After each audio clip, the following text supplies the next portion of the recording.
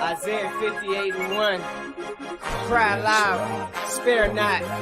Lift up thy voice like a trumpet, and show thy people their transgressions. Yeah, so I'm a Hebrew Israelite from the tribe of Judah. Yahawashi on our side, so don't try to move us. We got next, and this wicked king is almost over.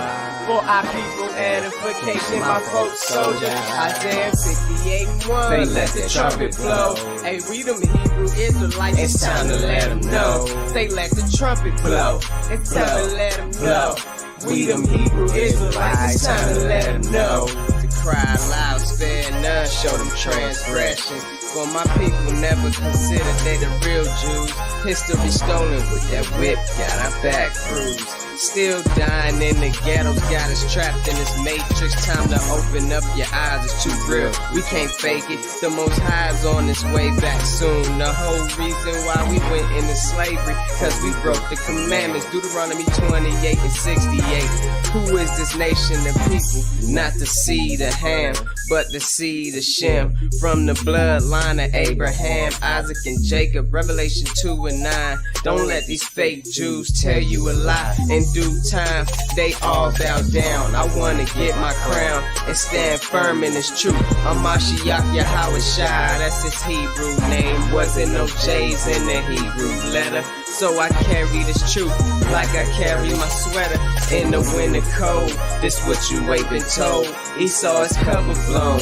We let the trumpet blow and let all my ox know that you a set apart nation, ain't compared to none. And when the Most High return, these other nations done. Isaiah 14:1, we gon' possess the land, and they gon' try to cleave. And the Most High said it all is book of prophecy, a hard pill to swallow, but when that light shine, it's real bright, and the Most High is our lifeline. So Quam Yasharala, rise, O Israel. Hey, Quam Yasharala, rise, O Israel. It's time for you to wake up out your sleep. Romans 13:11, our salvation is near. Lift up thy voice in the streets so the whole world hear. Yeah, so I'm a Hebrew Israelite from the tribe of Judah. Yahawashi, he on our side, so don't try to move us. We got next. Hey man, this wicked kingdom almost over. For our people, edification, my folks, soldiers. Isaiah 58:1. They let the trumpet blow. Say we them Hebrew Israelites, it's time to let them know. They let the trumpet blow. It's time to let them know. We them Hebrew Israelites, it's time to let them know. They let the trumpet blow. It's time to let them know. We them Hebrew Israelites, it's time to let them know. Would you denounce wicked traditions or not? Go to church on pagan Sundays, don't keep the Sabbath at all. That's why we standing on these corners, get this message to y'all. That you living in the wicked world, they knowledge is flawed. Full of satanic practices, the Vatican worship the Black Madonna on the low. Why we die from Planned Parenthood, this is woe. Why you think we quoting scriptures, going head up with the beast, spreading righteousness ooze, leaving our enemies duped. This institution is through. We got the spirit of a lion and the power of Yeshaya. There's no way we could expire. I'm on fire. The Messiah is the root of the fire that be all up in my bones. And the prophet ain't respected at his home, but the truth won't stop. Don't try to make us to be wrong. And the scriptures bear witness to the things that we speak. Blow them trumpets, blow them trumpets. We them Israelites, man, and we 12 tribes deep. Hear the message that we speak. Blow them trumpets, blow them trumpets. We them Israelites, man, and we 12 tribes deep. Hear the message that we speak. Well, I'm a Hebrew Israelite from the tribe of Judah. Yahawashi, he on our side, so don't try to move us. We got it.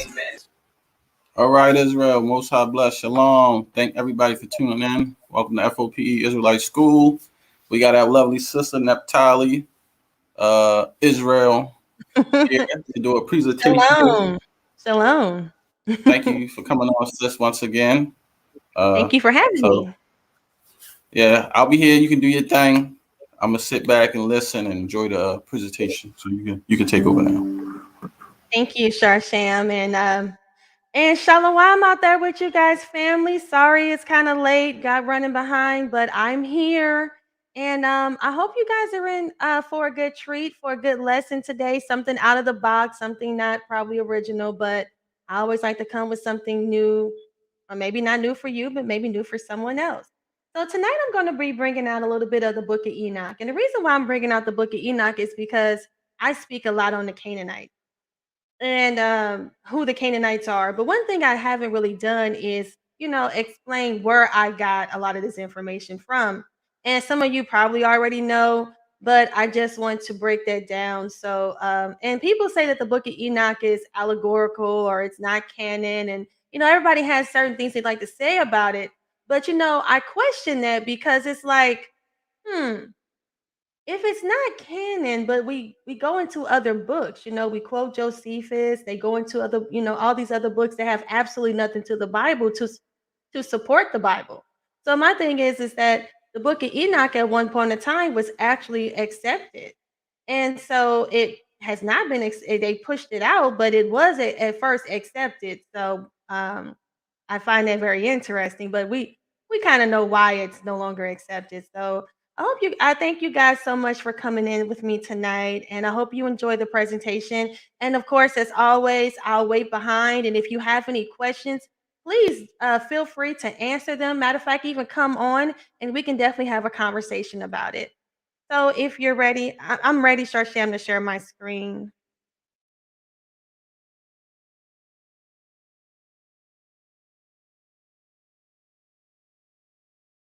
Okay, whenever you drop it in.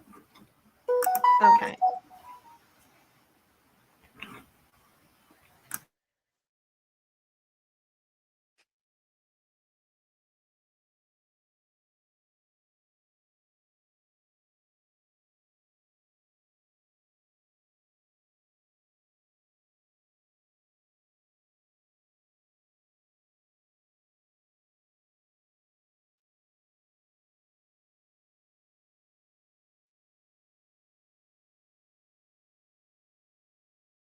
All right. Is everybody able to see my screen? Can you see it, Sharsham?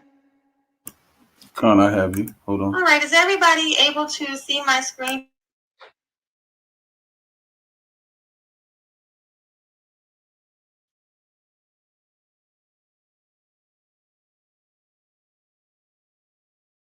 Okay. Just trying to make sure everything is visible and everything. So, um, looks good. So let's get ready to start. Okay, so this presentation is going to be called The Book of Enoch, Fallen Angels, the Nephilim, and the Sons of Canaan.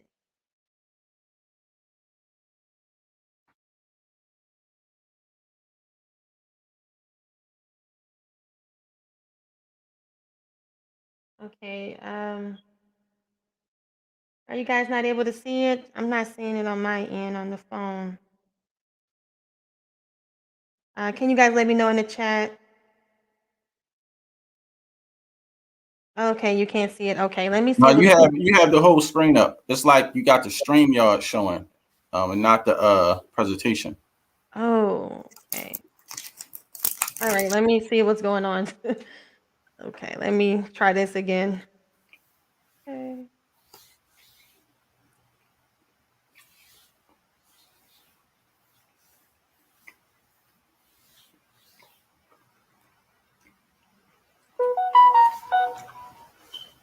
Hmm.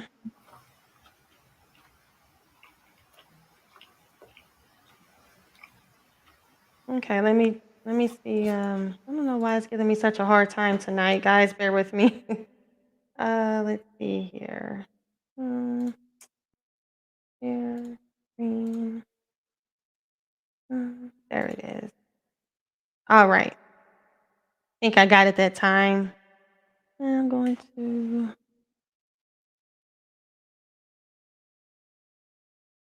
All right. All right, now here we go. Sorry about that. All right, so this presentation is going to be called The Book of Enoch, Fallen Angels, the Nephilim, and the Sons of Canaan. So again, what made me want to do this presentation tonight was basically on a little bit of background as to a little bit of what's going on with Canaan and what happened to Canaan. And so we're going to jump into the book of Enoch. But before I even get into Canaan, I'm going to give a little bit of background information on, you know, why on why people, are opposed to the book of Enoch and the fallen angel theory. So here I have Luke 10:18. So we know that Luke 10:18 refers to Satan falling from heaven, and Matthew 25:41 mentions the devil and his angel. So we know that in Luke 10:18 it's a witness to what's going on with the fallen angels within the Bible.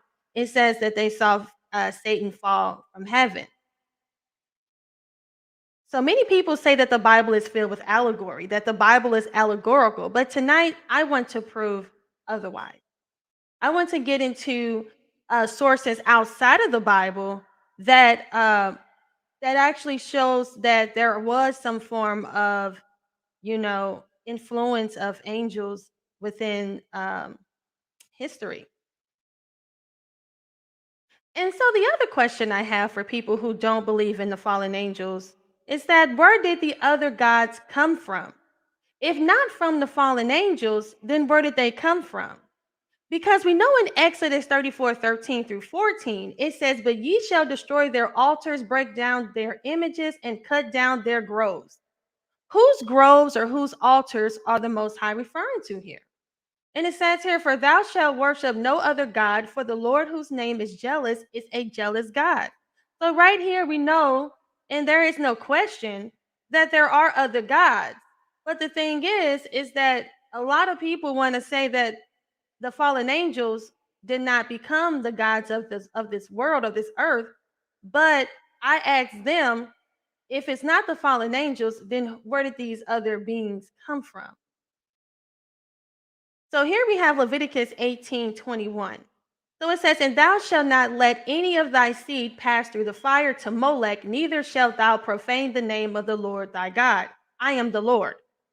So right here we see that one form of ritualistic worship for Molech is to pass your children or your seed through the fire. We know that King Ahaz had done this, and we also know that Manasseh. So were passing their children through the fire. So the thing is that if anybody wants to say that people were deifying other, kings or individuals, the thing is that why would you pass your children, your own flesh and blood, through the fire to something that you feel is just one and the same as yourself? If not this gods or these deities had to have been something more superior than yourself for these people to do such acts as it was written in Leviticus 18:21. So who is Moloch? Well, Moloch, also spelled Molech, was a Canaanite deity associated in biblical sources with the practice of child sacrifice. So again, this is from the Encyclopedia Britannica, and it's letting us know that Molech was a Canaanite deity. And the thing is that in order to worship this deity, you had to pass your seed through the fire, and you had to, a practice of child sacrifice. And like I said, if anyone wants to say or make claims that, hey, these fallen angels weren't it, that's okay. But again, I want to know who were these deities that people were again sacrificing their children to. So we're going to get into something called polytheism, and polytheism is the belief in many gods. So I've seen different references where they said that there is umpteenth of 12,000 gods. There's 8,000 gods. There's 2,000 gods. I really don't know how many gods there is. It may not be that many. A lot of the gods tend to have these small gods, these lesser gods, uh, tend to have multiple names and been worshipped in multiple civilizations, just utilized under the different names. But the thing is that there's many of these gods that are out here. And so, again, the fallen angels provides a really good source as to how, people begin to worship these gods. So I still question people who believe otherwise. So again, paganism was practiced in the Roman Empire, and they practice polytheism, which is nothing but paganism, and it's the belief in multiple gods. So at one point in time, it was accepted in the Greek, the Roman, the Hindus, and all these other uh, civilizations to worship many different gods. And a lot of, like, within the Roman Empire or within the Greek Empire, they called them demigods. And we all know that the story of the demigods is that they, Zeus came down and he mated with the different women and created offsprings, and he created what was called a demigod, or what the Bible would consider to be a Nephilim. But we all see this all throughout history, so it's nothing that we can, it's nothing to really argue with about this. So here we have this scripture here, Genesis 6:1-4, and it says, "And it came to pass when men began to multiply on the face of the earth." Now this is another reference to kind of what happened to the sons of men mating with the sons of God mating with the daughters of men. So right here it says, "When man began to multiply on the face of the earth, and the daughters were born unto them, that the sons of God saw the daughters of men, and thought that they were fair, and they took them wives of all which they chose." Now, right here, the sons of God are referring to angels. Now, many people would probably say that the sons of God are referring to regular men, but the problem with that story is the fact that when we jump down here to the scripture in part 4 of it, it says, "There were giants in the earth in those days, and also after that, when the sons of God came into the daughters of men, and they bare children to them." Now, the word giant is utilized here. Now, many people probably think it's funny or laughable that I'm bringing out giants, but the thing is that the Bible is saying that there were giants in the earth in those days, and it was saying that that the sons of God who came down, and the daughters of men, and they bear children to them. So it's letting us know that when these angels had came down, they created giant offspring. Now we also know that this same story goes along with the Greeks and and the Romans with the Titans being giants. It's many different stories and myths and legends that actually corroborate with the biblical narrative about giants being on the face of the earth. So right here we have a quote from Josephus concerning giants. So people, tend to, think Josephus to be a really good source. So right here, it says, "For many angles, this notion that the fallen angels were in some sense the fathers of the old giants was the constant opinion of antiquity, of God accompanied with women, and begat sons that proved unjust and despisers of all that was good, and on the account of the confidence they had in their own strength. For their traditions is that these men did what resembled the acts of those whom the Grecians called giants. These kings had laid waste all Syria, and overthrown the offspring of the giants. And when they were come over against Sodom, they told them also that they found at Hebron the posterity of the giants, according to these spies who had seen the land of Canaan, when they perceived that all these difficulties were greater there than they had met with since they came out of Egypt. They were affrighted at themselves, and endeavored to affright the multitude also." It says, for which reasons they removed their camp to Hebron, and when they had taken it, they slew all the inhabitants. There were till then left the race of giants, who had bodies so large and countenances so entirely different from other men, that they were surprising to the sight and terrible to the hearing. The bones of these men are still shown to this very day, unlike to any credible relations of any of other men. Now they gave this city to the Levites as an extraordinary reward. So right here, this was and there's more information here, but this is coming from Josephus and his accounts of the giants. And it also speaks on further on the Philistines. And we know that one of the most famous giants of the Philistine was Goliath. And Goliath was said to be between 10 to 12 feet tall. So, the thing about giants is not, right here we have a real source from Josephus, and he's speaking on his account of the giants. So then we have the book of Enoch. Now, the book of Enoch actually speaks on the fallen angels coming down, and it gives a very good account, probably the best account, and gives us some more elaborate details as to what happened. So it says here, Enoch was at first accepted in a Christian church, but later excluded from the biblical canon. So what happened? Why at first was this book accepted? Now, many people and this is according to the Encyclopedia Britannica right here. This is sourced from them. And a lot of people, including these camps and whatever, they want to come out and they want to say, "Oh, well, we don't know anything about the Book of Enoch, or we don't have the truth." The Book of Enoch has been around for a while, and it was at first accepted by the Christian church. But it does say it was later excluded from the biblical canon. Its survival is due to the fascination of marginal and heretical Christian groups. Now, they're utilizing the word heretical and are trying to say that people are heretics. But the thing is that um, a lot of this information that the book of Enoch provides also corroborates with what Josephus has says, also corroborates with what's going on all throughout history with the Greeks and the Romans and their accounts. Even though they may call it a myth, but the thing is that it's so, like I said, the more we get into my presentation, the more we're going to see how the names of the names of their cities and their countries are actually named after women who were said to mate it with giants. So we're going to continue on. So here we go. We're going to get into the book of Enoch. So I have this here. It's talking about Samyaza.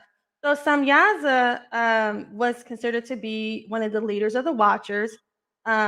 His name means he sees the name, or I have seen. People portray him as to be Satan or Lucifer. So in the book of Enoch, one of the apocryphal writings, Samyaza is portrayed as a leader of a band of angels called the sons of God, or watchers.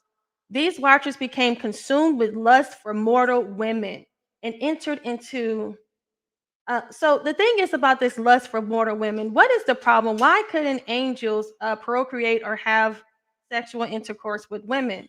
The problem is because the fallen angels are said to have been immortal, and the reason why men and us on this regular people, we were able to have sexual intercourse is to have children, because to pass down a lineage, because we do not have the power of mortality. We're immortal, so we're not able to live forever.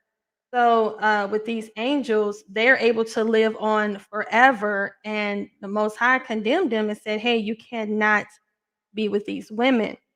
But as a result, these angels, it says here 200 members, they fell. They came down and they started to fornicate with the women. It says Samyaza led his angelic brethren in their seduction of human females. And that's why they say a lot of women have to cover their hair, because when they were seeing the women's hair, it was so beautiful to them. And that's why they say in the Bible that a woman needs to cover her hair or have a head covering, because when the angels, the watchers, are the sons of gods, or whatever name you wanted to refer them as, when they saw the women and they saw the top of their hair, they thought they were so beautiful that they came down and they fornicated with these women. Now, it is also said, even though it's not written here, that a lot of these angels were considered to be shapeshifters. And what a shapeshifter is, they're able to change into different forms. And so they were saying a lot of them were shapeshifting to women's husbands, and they thought that they were actually with their husbands, and it turns out that they were actually with these fallen angels. And the thing is about another thing is, like, another reference to this is in the book of when we talk about Sodom and Gomorrah and those two angels. Um, the angels were able to a lot of those men wanted to have sexual relations with those angels, and so the angels were real men, and they weren't just a spirit. And so if anyone, wants to think that they're spirits, that's not true. They were actual real men, and to the point where in Sodom and Gomorrah, those they had to get those men away from those angels because they wanted to have sex with them. So let's talk about what the Nephilim is. So let me see here. I think did I mix? Let's see. Yeah. I'm going to talk about what the Nephilim is. So, according to this is also the Encyclopedia Britannica. It says the Nephilim in the Hebrew Bible are a group of mysterious beings or people of usually large size and strength who lived both before and after the flood. So, a lot of people say, well, what happened, to cause the flood? We like to say that the reason why the flood happened was because of this narrative, because the gene pool was so disrupted with these fallen angels. It's the reason why the Most High had to flood the entire world. uh, Noah and his sons and their wives, their genes were perfect, they were fine. So that's why they were able to continue on. So if someone says, well, hey, how is it that if the whole entire flood was to be um, covered the whole earth, how were these angels, well, how are these giants able to live on or to be able to do this again? And this is a good question because actually we can find this in there's many stories of the flood or the deluge um, all around the world. And one particular story, all the other stories all are the same. They all speak on a man with his family living after the flood and surviving the flood. But there's one story, and that story comes out of Mesopotamia, and that refers to the Anunnaki. And with the Anunnaki, their story actually comes out and it says that they went up and they came back down. So these, and when you look at the walls of Mesopotamia or Samaria, in which I'm going to show some of these images, they have it looks like they have wings or they have the ability to take flight. So when we see that, it looks like they were able to go up, take flight and come back down, as the story says with the Anunnaki. Um, so, like I said, with the Nephilim, that's what a Nephilim is. It's pretty much a giant. It's a Greek word. So right here, I'm going to talk about Europe and how did Europe get its name. So they say Europe comes from the Phoenician word Europe. So the word Europe is actually Phoenician in origin. And if anyone knows, Phoenician is the same as Canaanite. So right here, they're letting us know that the word Europe comes from Phoenician. It's Phoenician origin. So we're going to look here again. I'm utilizing the Encyclopedia Britannica. And right here, it speaks on Europa, which is actually where Europe received its name. It received its name from a woman by the name of Europa. Now, in Greek mythology, the daughter of either Phoenix or Agenor, who is the king of Phoenicia. The king of Phoenicia, which is also Canaanite. All right. So the beauty of Europa inspired the love of Zeus. So this is the Greek story. This is the Greek story that they utilize. And it says, who approached her in the form of a white bull and carried her away from Phoenicia to Crete. There she bore Zeus 3 sons. So right here, we see that Europe actually named themselves after a woman by the name, a Canaanite woman. This is their country. And they named their country after her. And they said that she fell in love with Zeus, who is, you can, call him Satan, call him some Yaza, call him whatever. And the thing is that he came down in the form of a white bull, carried her away, and she had sexual intercourse with him and bore children. And this is actually the story that Europe, this is actually what they claim to have found their name. So here we have another account. It says Europa was the beautiful daughter of King of Tyre. Now we know Tyre is mentioned in the Bible, the king of Tyre in Sidon. We all are aware of that. Agenor. So right here it lets us know that the king of Tyre, who was Agenor, Zeus or Jupiter, the king of the gods, according to Greek mythology, saw Europa as she was gathering flowers by the sea and immediately fell in love with her. It says right here, Zeus transformed himself into the form of a magnificent white bull and appeared in the sea shores where Europa was playing. So, to a lot of people, this may sound very funny or laughable because it's like, hey, this is a joke. But the thing is, if you truly believe in the Bible and truly believe what it says, okay, and then we look at these other accounts. Now, these other nations, these other groups, they're taking this seriously to the point that they named their country or continent, excuse me, after this woman. They could have named it after many different people. Why would they choose to name it after Europa, who was the Canaanite princess of the king Tyre, who the story says that she was out, you know, gathering flowers. Then all of a sudden, here comes Zeus. He transformed himself into a magnificent white bull and appeared in the seashore where Europa was playing. All right. So it says, there Zeus cast off the shape of the white bull and back into his human form, made Europa his lover beneath a simple cypress tree. Europa became the first queen of Crete. So Crete is actually where is Greek in origin, and they uphold this story as well. And what is so interesting about this, it's about the Canaanites, and this all ties back to them. Like I said, Tyre was the king of Canaan.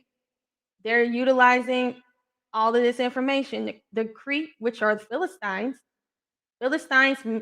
intermarried with the Canaanites, and that's, we can get into that another time, but I'm just, elaborating more on it for time's sake. But the thing is that why are they using this story and why are they taking up this account?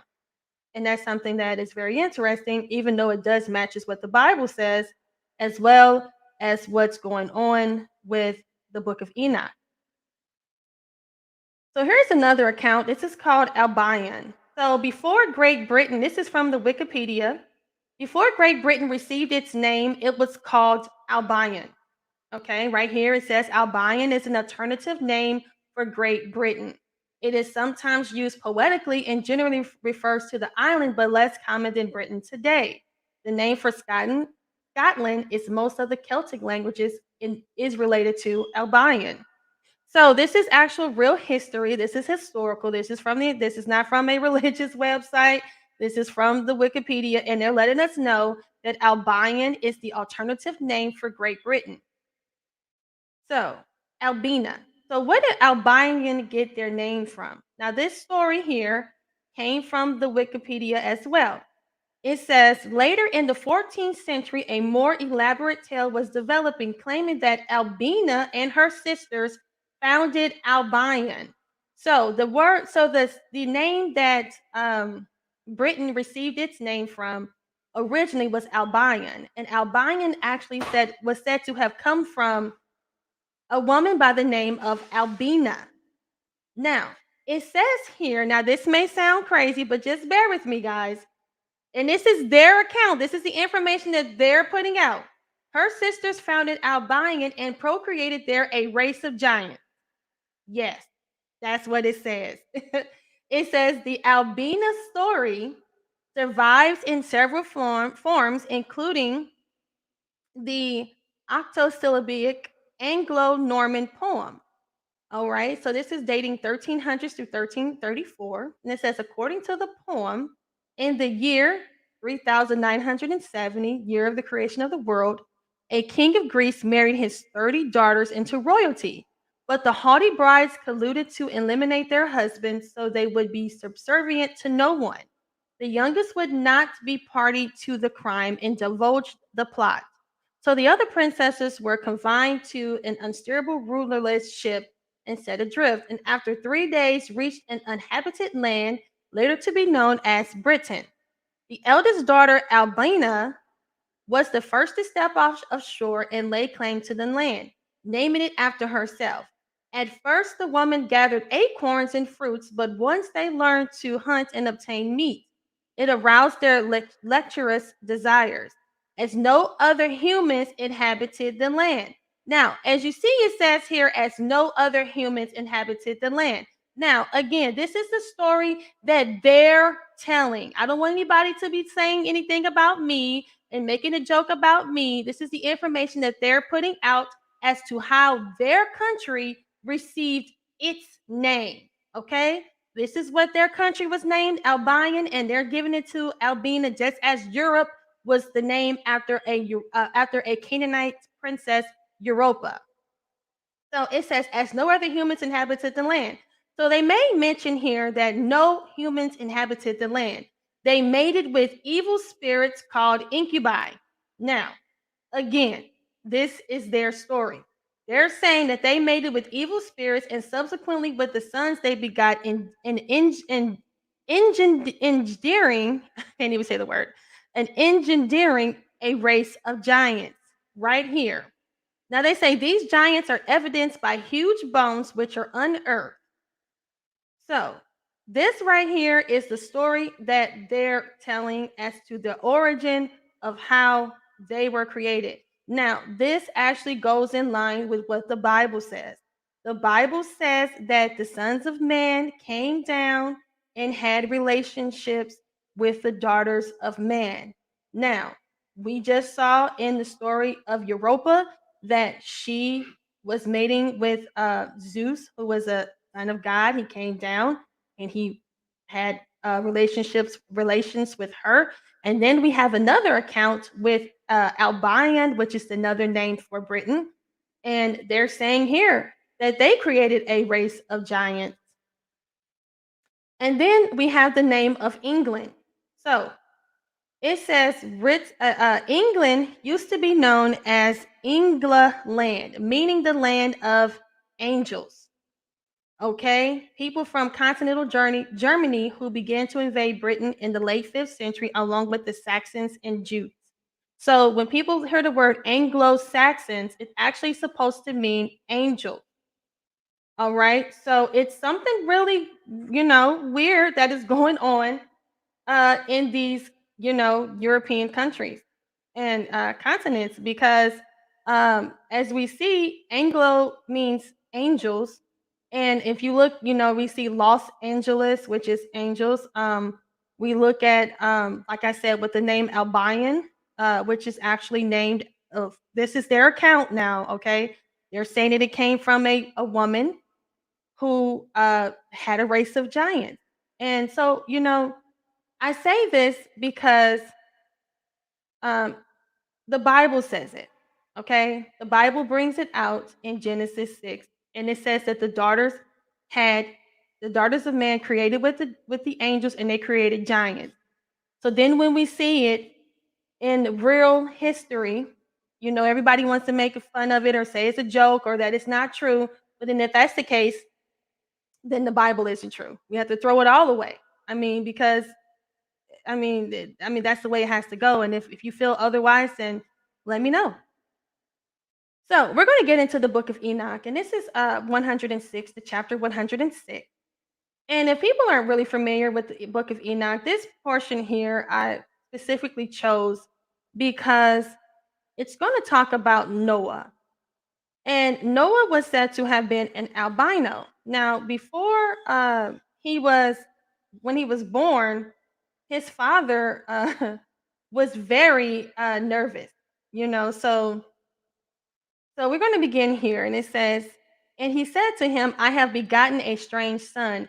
He is not like an ordinary human, being a human being. So right here is letting us know that he is not like an ordinary human being, but he looks like the children of the Malachim. Now they call it the Malachim, but that's the angels of heaven to me.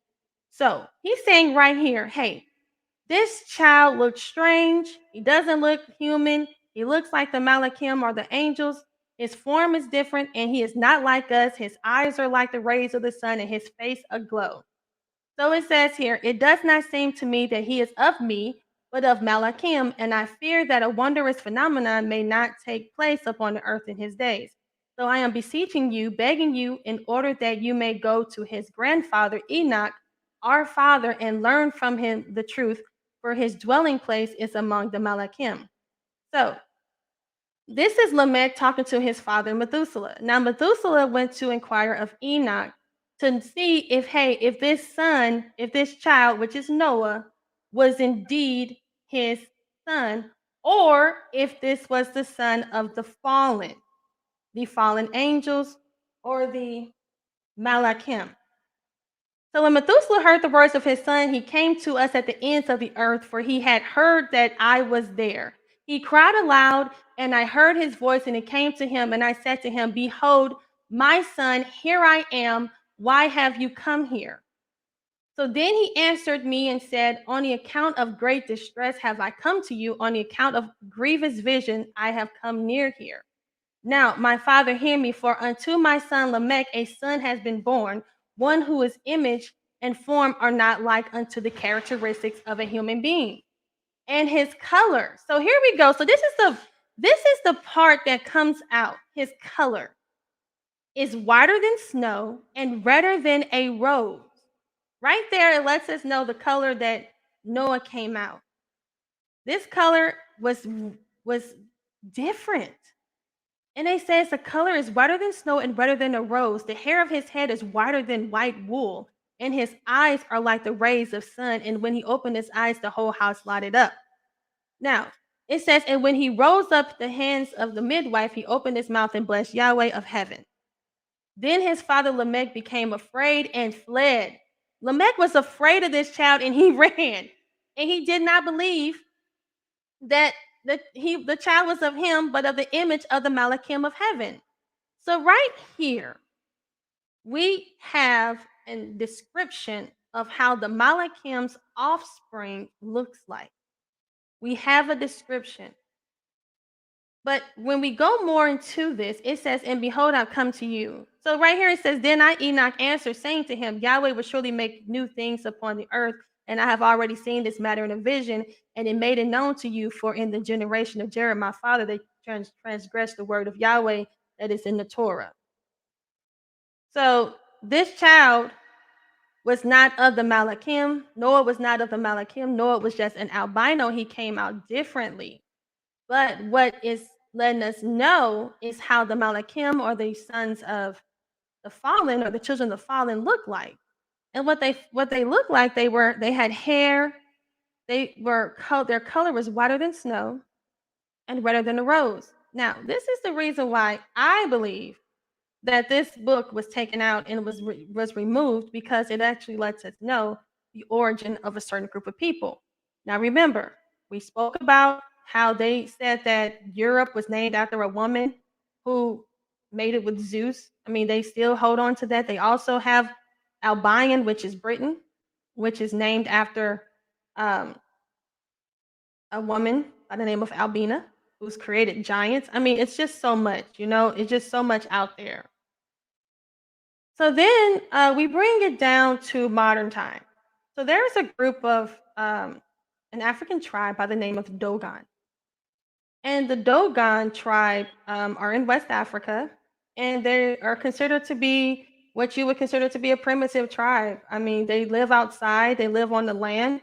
And so they don't have access to internet, they don't have access to telephones at that time, but they were able to create this image here. And this image here, and they also worship the fish god by the name of Dagon. And they created this image here, which is actually the same image that is found many miles away in Mesopotamia. And the question is how are they able to know of this god Dogon or Dagon? And they're actually named similarly to him. Dagon is a fish god, and if you look at how the images of this god looks and appears, also they say that they were visited by what we would call extraterrestrial beings. They said that they came down and they taught them information. They also taught them about the Sirius star, which, no one knew of the Sirius star without a telescope. So it's a lot of, real tangible evidence out here to support, this notion that something came down and visited. A lot of people credit a lot of like people in Mesopotamia. They credit like Hammurabi of the Canaanites, Amorite. He credited being visited by fallen angels are his gods, and they were taught him information. They taught him knowledge. So a lot of them, that goes again with the account of Enoch, because they say the angel Azazel, he came down and he actually taught the people how to do all types of things, make weapons, do makeup, abortions, all types of things were taught, as the said it was in the book of Enoch. So like I said, right here, the Dogon, right here, it says the Dogon's extraordinary knowledge of the cosmos and the cult of Nomo. So the thing is that how did the Dogons have such extraordinary knowledge of the cosmos? How would they have this information if not they were indeed visited by some source that was, you know, extraterrestrial? So they say the same type of creature is present in the history of Mesopotamia written during the 3rd century BC. So they're letting us know that the same image here is actually found in Mesopotamia. So with this Dogon tribe, it's pretty interesting because we are seeing that this story of something coming down, as well as within Mesopotamia with the fallen with the Anunnaki. We're also seeing it again with the Dogon tribe with Dagon, who is a fish god, who the Bible refers to with the Phoenicians. I mean, with the Philistines, as well as the Chaldeans. Okay. So we are seeing all of this references from the Bible also into real life. So, and I say this to say this because I'm ending my presentation a bit early. I have another part. This is only part 1, but I didn't want to drag this on because I did come on late.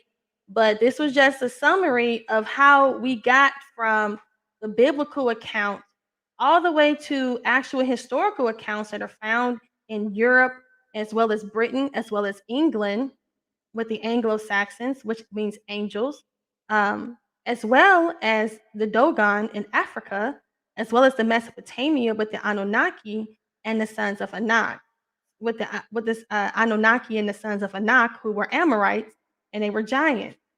So I thank you guys so much for watching, and this is the end of my presentation, and I hope you guys have some questions for me.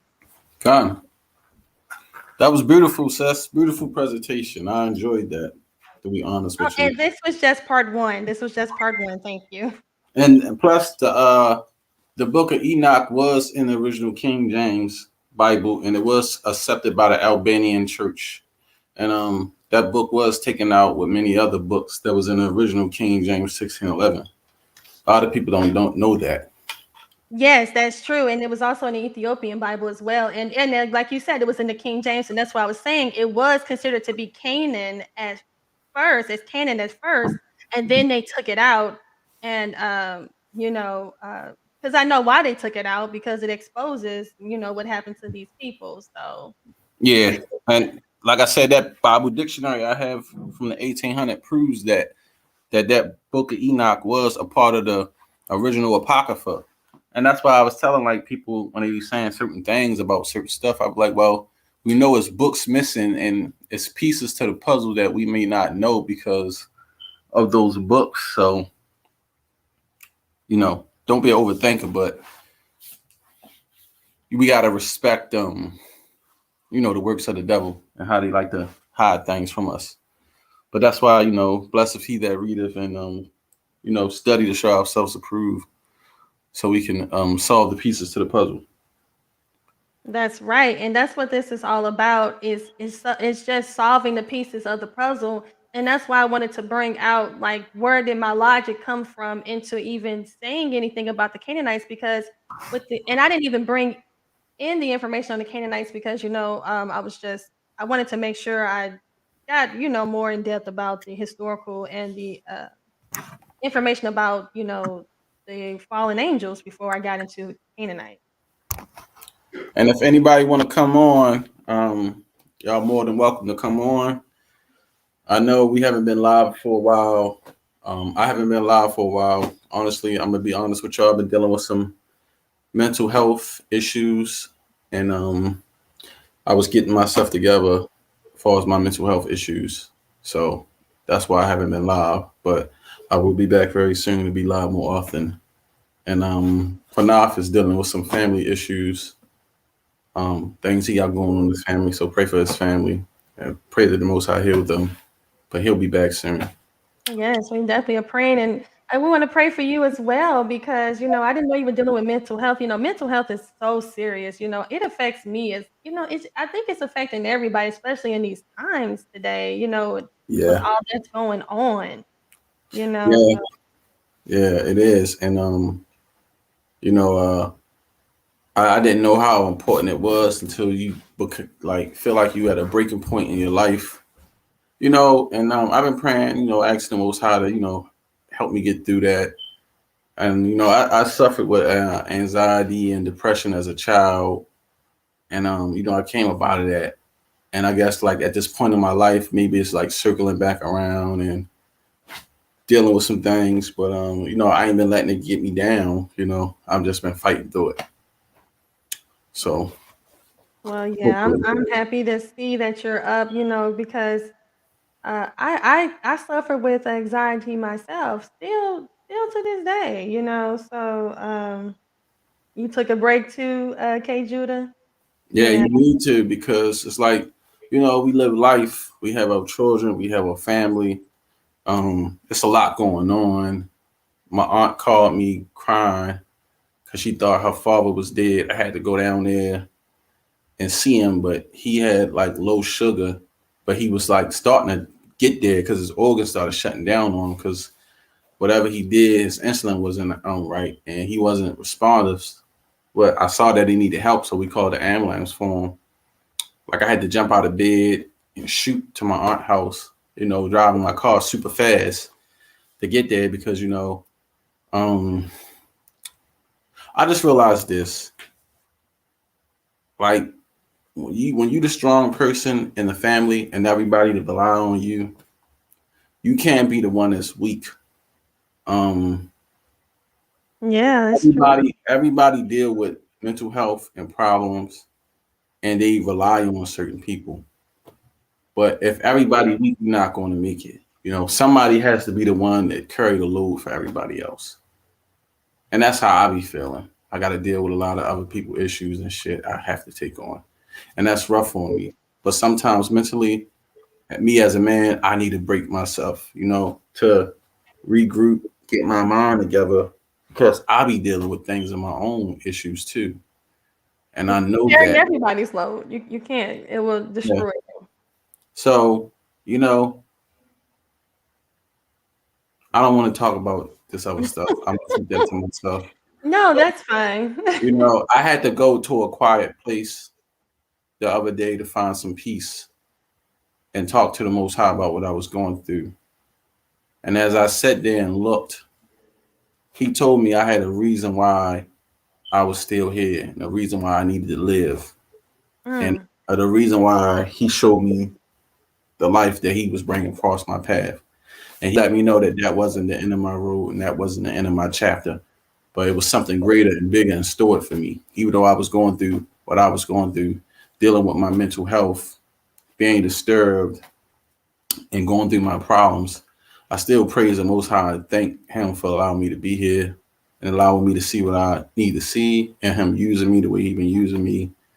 And I just been trying to get better because, like, I had somebody call me and tell me that before. I said, Sham, a lot of people look up to you and you mentor a lot of people.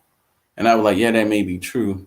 But some people, they don't see when somebody else crying out, you know what I'm saying? Or going through things, and like I'm sitting here drinking. I really don't even drink, like, but I'm mm. doing it to simmer myself and trying to get my mental health together because of the things that I've been dealing with lately. But it's a progress, it's not something that's going to happen overnight. So yeah, you know, Well, I appreciate you coming on with me tonight. like I said, it is a really, I don't know, it must be a spirit that's going around, because I find myself um going into like a dark tunnel myself. And I have to pull myself out of my husband, because I feel sorry for him, because I'm telling you, I know how you feel about it. And shalom to you, Yafa. And you said this whole month has been a trying one. It has. It really has.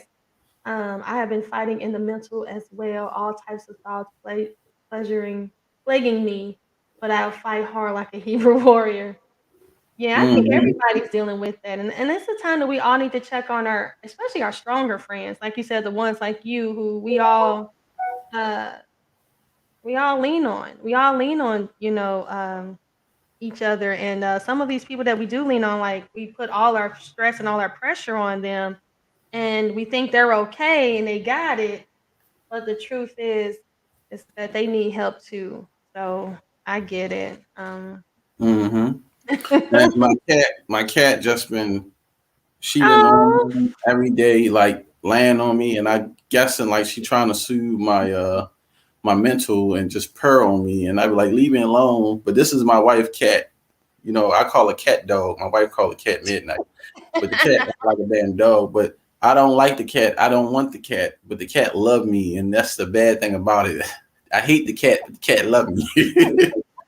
And I got to deal with it. Like, you know what I'm saying? It won't leave me alone. I'm like, cat, stop bothering me. It come lay on me. I'm like, why are you bothering me? I'm not even your owner. But I don't know. It's a lot of female energy in my house. I'm the only male here. So, I got my wife, my 2 daughters, and I got a female cat.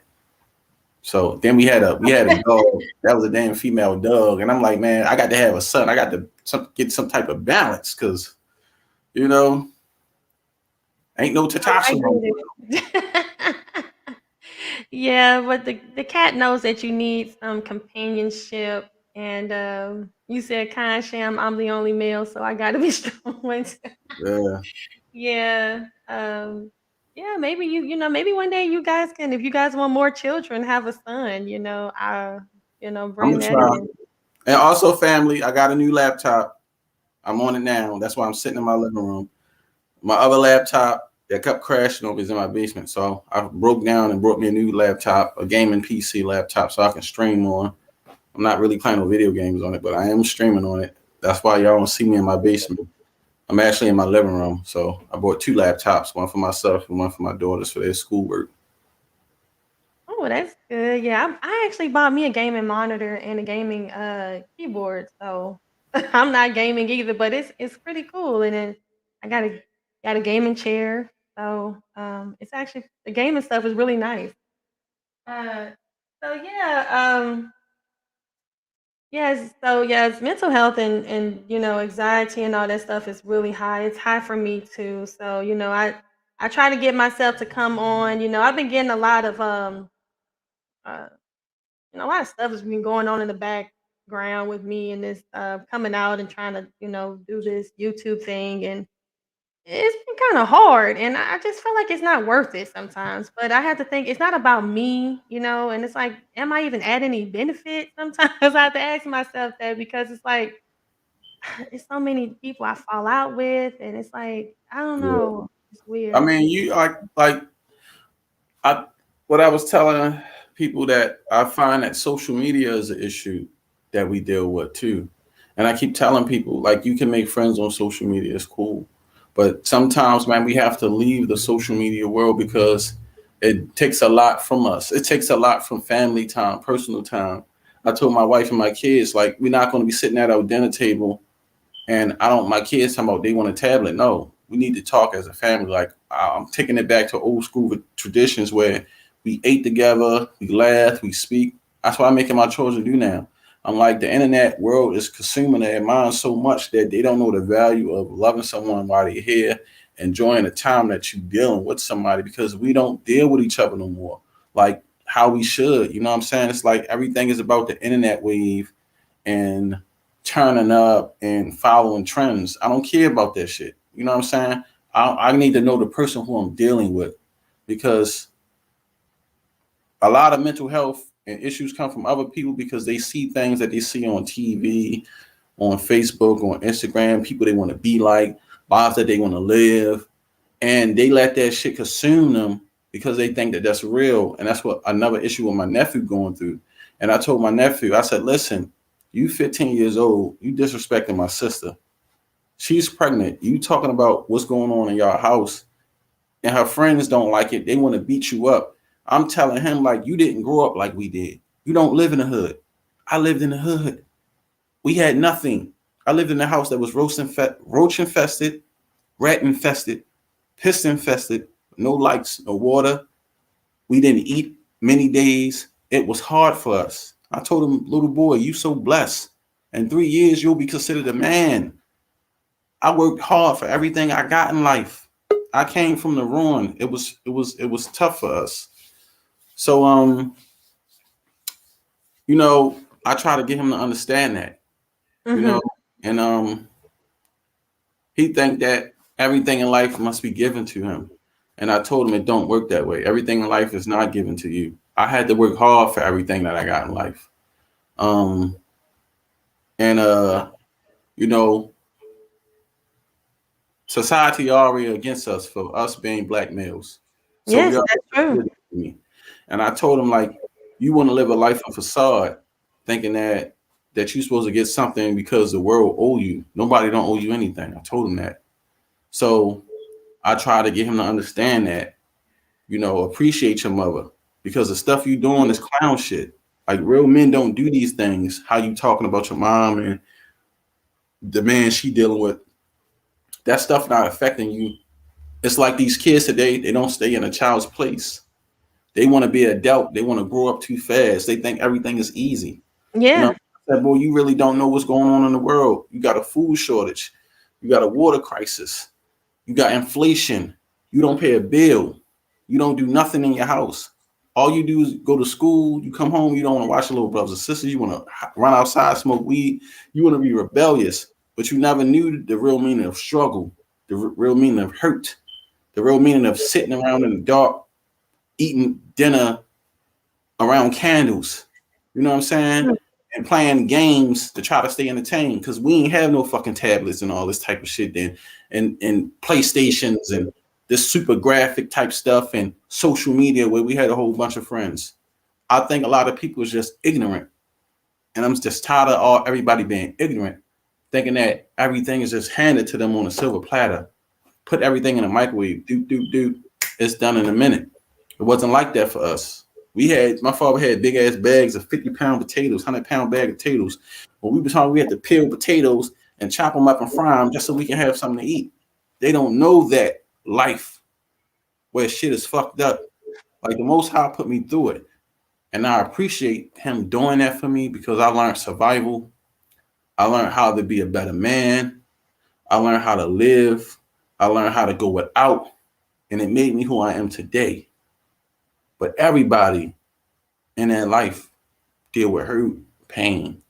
And I had to apologize to a lot of people in my life, because I realized you got to be careful what you do to people, because you can scar people and you can fuck people up. And they could go through life with a scar from something that you did to them. And that shit can be on you. And I hurt a lot of people, did a lot of wrong, repented for a lot of things I did. But yet I still bear them burdens, because sometimes when I go through things at this stage of my life, I be wondering if it's karma and it's the Most High allowing that shit to come back on me, because of how fucked up I was and the state of mind that I was in. Is I'm reaping certain benefits from even knowing what I know now and how I wronged people. Is that shit coming back on me? And I be feeling that way.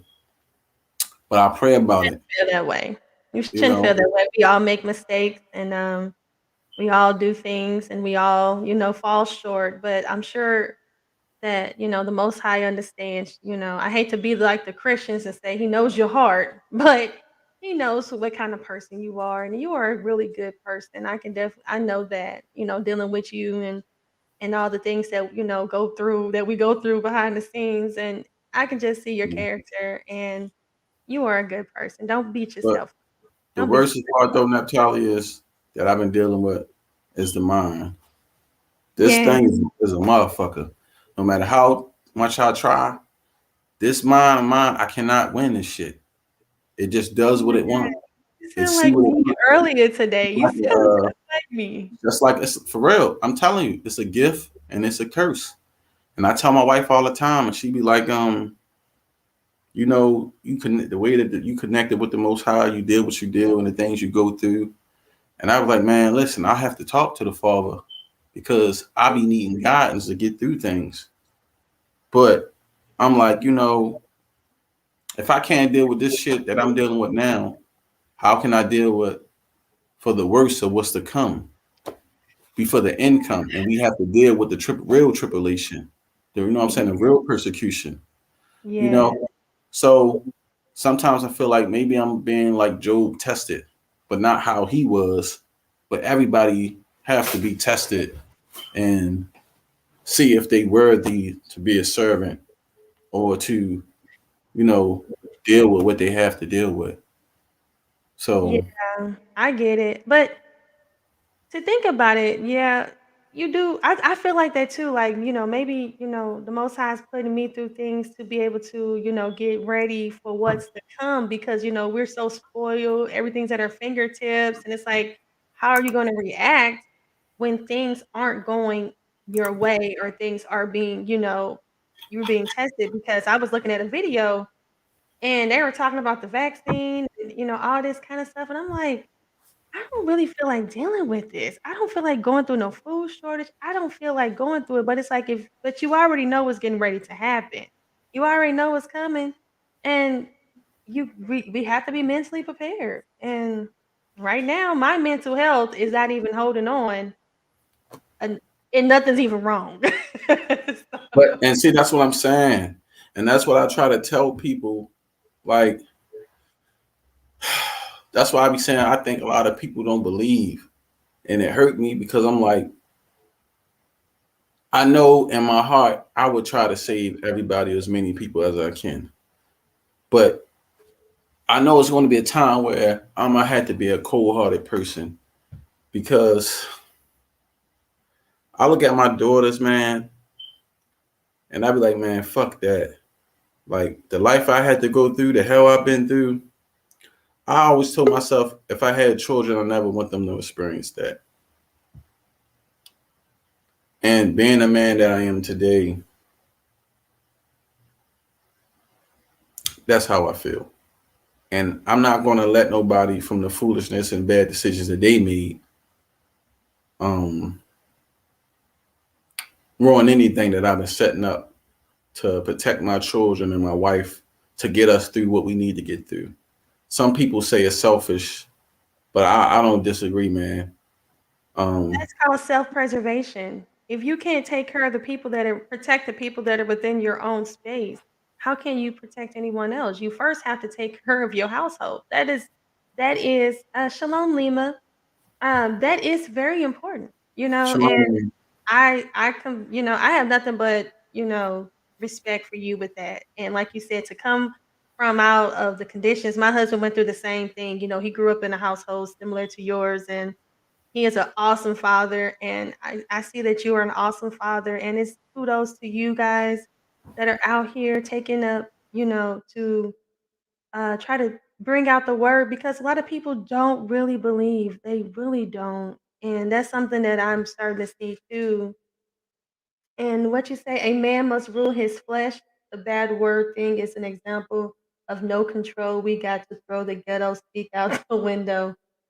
Yes, the Most High is trying to make us stronger. Yes, He is, but it's hard. It And is I had made this post a few days ago, and it was on my spirit because I was dealing with some people, and I was telling them about some things and things that come, and they was just like they look at me and laugh, and it's like I see a lot of people that don't think that shit real. So I had made this post on Facebook said we living in the time of Noah, and a lot of you motherfuckers is going to get washed away. And the time of trouble, don't ask me shit. Remember, they laughed at Noah. It was too late. And that's how I feel now. People laughing, but they're gonna be laughing, and when it's too late, they're gonna be looking and asking for help, and it's gonna be too late, you know.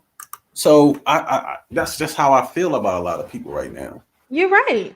You're right. My brothers, I told them, let's try to, get like so let's get a farm and let's get some land and let's just have a place that we all can meet. Let's get some water, store some water. I was just coming up, they laughed at me too.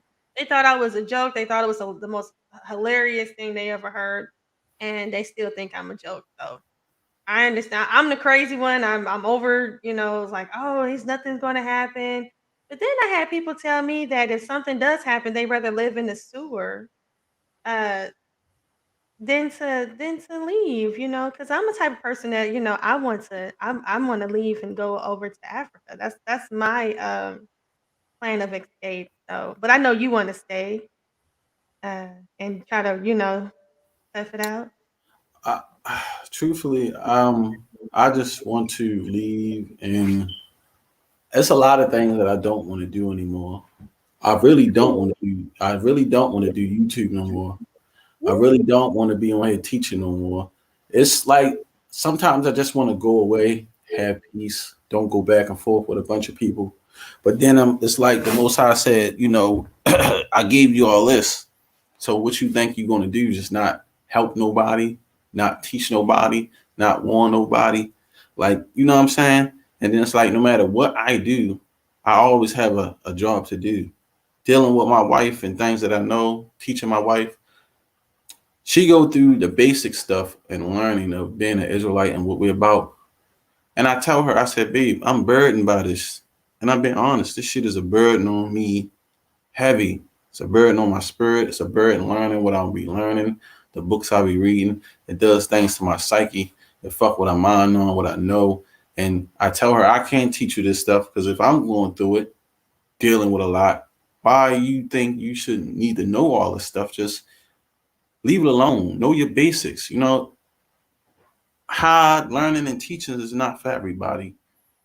Going through different doctrines that people taught and dealing with the pure language and stuff, it's not for everybody. Everybody ain't meant to learn a whole lot of knowledge because it can corrupt you and it can damage you. And then some people get too much knowledge, they don't know what to do with it, or they'll use it in a bad way to hurt people and to mislead people, for filthy lucre's sake. And that's not in my spirit and in my heart because that's not the kind of person I am. Oh, I get it. Come on. Mhm.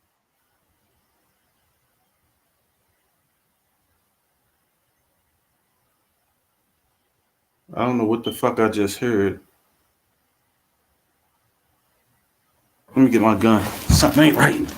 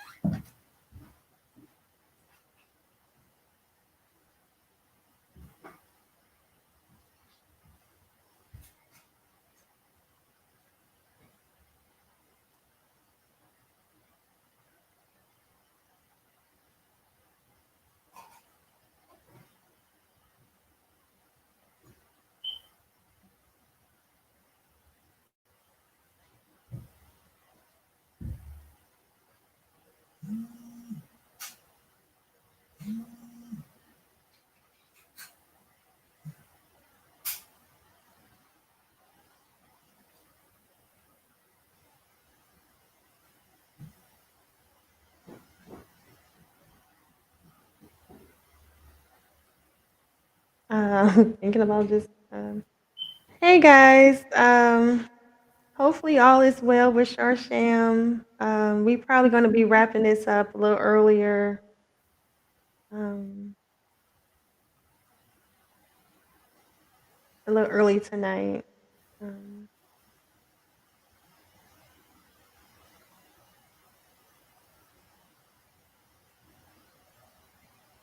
the Lord is only gonna deal with a few with us. from the nation of Israel, we can't just leave just like that. You know, you got that right. And the thing is that, with us being people, we want to see the numbers, we want to see the growth, um, the fruits that we bear, we want to see it. You plant a tree, you want to see it bring forth fruit. You want to see the value that you put in. Okay, is everything okay? Yeah, we good. Dumbass cat. I thought it was sound like somebody was coming through my basement door. That would have been bad for their fucking ass if that was happening. But Okay, we're all praying for you and your family over there. Yeah. Did you want to cut it short tonight, or? no, I'm fine. I'm fine. If Okay. anybody want to come on, y'all can come on. My If you done, hey, that's fine with me. It don't matter. well, uh, well, thank you, Zipporah. I think that's what a lot of what Sharsham is saying. I haven't been doing this as long as they have, but a lot of us want to see the fruits that we bear pay off. It's a lot of struggle, uh, more struggle than it is reward, but it really is, and it starts to affect your life because it's like I can just leave this alone, and I can have my own life and not have to worry about this because this is causing extra stress. And I'm dealing with things, people sharing my picture around. It's a lot of stuff. I don't know if people seen it. Yeah, it's a lot, and it's like, what for? Why is this? Why is this coming out? Why is this happening? You come on and have a conversation with someone and they treat you very rudely on their channel. You're trying to talk to them and they're very rude to you. So you try to come in and have a dialogue. They say women can't talk. So And it's also, hard. let me say this too, Naphtali. Mhm. Just because people have a disagreement, don't mean that you hate somebody or they're your enemy. People can have a disagreement and come back together as people. And that's one thing about us as Israelites or just black people in general. We can disagree with each other. Mhm. Don't mean we have to hate each other and want to see hurt and harm come to each other. We all never going to agree on all things. We all not going to agree on all the doctrines or anything, period. That's just Yeah. how it's going to be. But it don't mean you my enemy and that I have to hate you because of that. I had a lot Right. of that built in me from years of being under the one West ranks and learning that kind of ignorance. And the Most High had made me renew my mind and change the way I was thinking because I was thinking real wrong. You know, Mhm. um, I'm more of a person now where we need to hear each other out and hear where we coming from and share our thoughts and points with each other and not Mhm. just tear each other down. And That's I'm right. talking about us people who are the same, that comes from the same lineage and came from the same struggle. I ain't talking about none of these other people that ain't come from where we came from and posing as they us and they're the people. I don't care about them. I'm talking about us Negroes only. That's Us. right. I ain't worried about everybody else. Mhm. That's the thing that we have to do as a people. We have to learn how to forgive each other. I work with heathens every day. Africans, Asians, Indians, these people, doctors, nurses. I have to get along with these people every day. But I don't work with these people and be around these people um, and walk around with hatred, in my heart, Mhm. because, that hatred can destroy you. I look Mhm. at it like this is just business, but everybody has their time. Everybody has their rule. I think about it like Joseph when he was in Egypt and he had to do everything that he had to do, and how they wouldn't even eat with him and he was a ruler over them. You know what I'm saying? So I look at it like sometimes we got to be a little bit more humble Mhm. because us knowing who we are, we start to overthink our greatness as I'm an Israelite, so I'm better than you. Da da da. Facts. Yeah. Let's just calm that shit down sometime and remain Because we're humble. still in captivity. Right. Because our forefathers, they was in greater positions than us, but they still was humble. And a lot of us, we are unhumble people, man, from the foolishness that's being taught with the angriness and hate. And then when you start to turn from the bullshit, I noticed the Most High started to open up my eyes to be a much better person. But that's why I said I had I repent from a lot of that doctrine that I was taught. But now I'm tired of seeing all these heathens ruling over our brothers, claiming that they're Israelites when they know they're not. Right. And like I said, a lot of this is infiltration by Cohen Protel. Got to be. And a lot of things. And I don't care if I be hated for the truth. You know, that's fine. If I'm being hated for telling the truth about it, then I'm doing something right. That's right.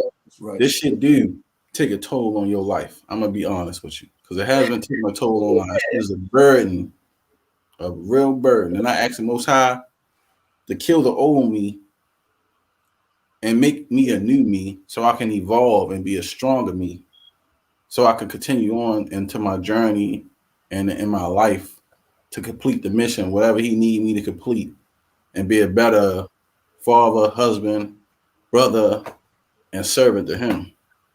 And that's all I'm trying to be. Get my mental health together.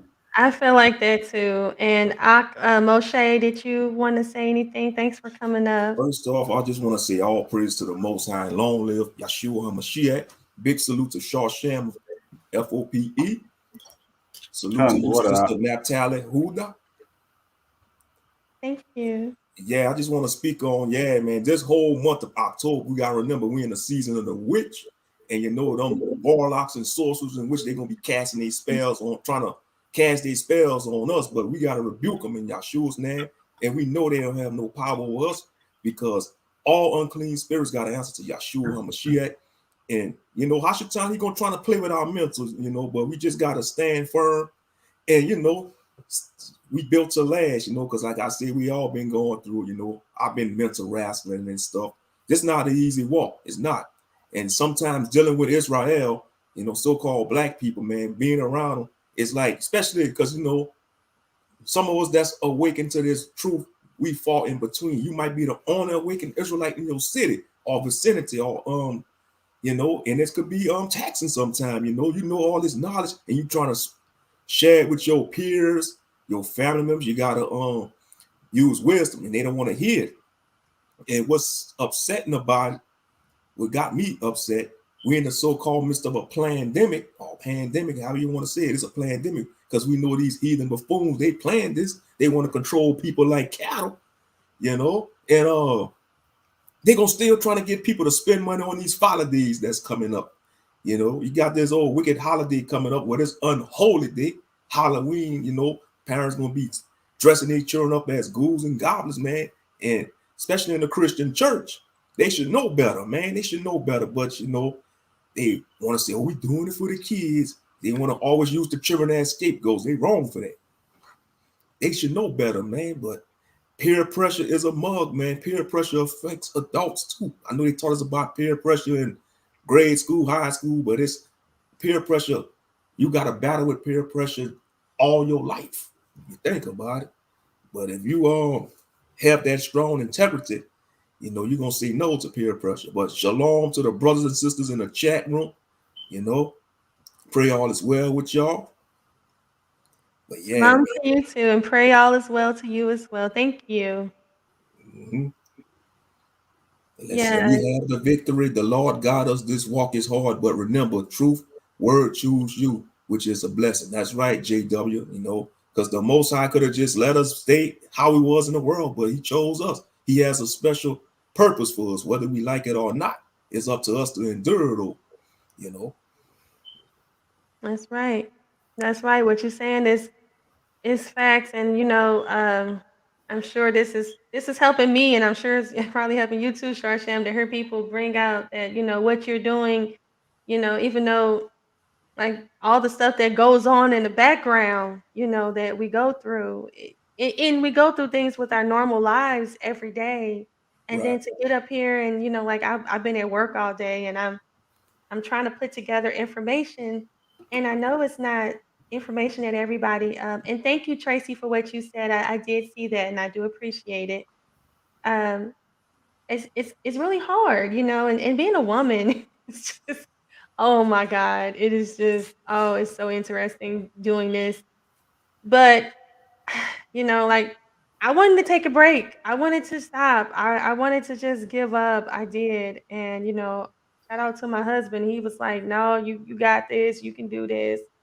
And shout out to my supporters, thank you guys. You And I know hope. what's crazy, Naphtali, and Mhm. like you said, everything you go through. I realize people only want to use the information that they feel that benefit them for what they agree with. It Mhm. could be information that you may not agree with, but you'll go cold hard against that because you don't want to deal with that one thing or two things that you feel isn't right in your spirit because you don't want to agree and say, hey, I don't think that that's right for your own benefit. And that's a lot of things that go on in Israel, where I say a lot of people are hypocrites when it comes to certain teachings and doctrines or even things that was in the Bible. People want to find reasons to justify certain things, just like the whole rape doctrine thing. They got Yep. to find a reason to justify it. Even when we deal with the multiple wives thing, and people talk about the law, and we say, well, it's no law that say you can't, but it's a law that say you can. Women to buck up against that because of how they feel. And I was like, listen, let's not be hypocrites. Let's just be honest, you know? And that's the thing that I be getting tired of about the scriptures. You know, we know the Most High don't advocate rape. So why teach that? Exactly, because he's a You know, righteous God. right. We know it's a law in the Bible. It says if a man have two wives, or other scriptures that talk about a man having more than one wife, but there's no law saying that man can't. So why are you trying to beat down men saying that he's wrong for having more than one wife? Our nation was built off of 4 women, Hebrew women. So I don't understand that. Like it's just a certain things that's being taught and pushed to try to downgrade the men, uh, to make us feel less valued because we in a society now where women dominate. That's why the scripture says a new thing came on the earth where a woman shall surpass a man. That's the time that we living in. So, the women, they say, oh, well, a lot of things about the Israelite men, and a lot of it do be true. But the ones of us who can handle our women and take care of our women and do what we do, let that be. If your husband or your man or whoever choose not to deal with multiple women, that's his business. But these women, y'all can't knock a man for having more than one.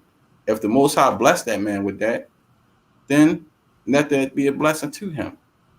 But for you to talk bad about a man that has more than one, then you should be talking bad about our forefather Jacob Israel, who had 4, who produced our nation. And why would the Most High allow that to happen? Haven't found one woman yet to explain that and explain why. And that's not even say that a woman can't be a teacher, but if the women always have the answers when it comes to polygamy, give us an answer, because we know during her separation you can't go into the congregation, you can't praise the Lord on your period, you can't cook for your husband on your period, you can't sleep next to your husband on your period. We shouldn't even be using the same toilet. It's just separation because you become unclean. You can't even go into the temple. So who take care of the king of the house when a mother is on her separation? She can't cook for her kids either because she'll make the kids unclean.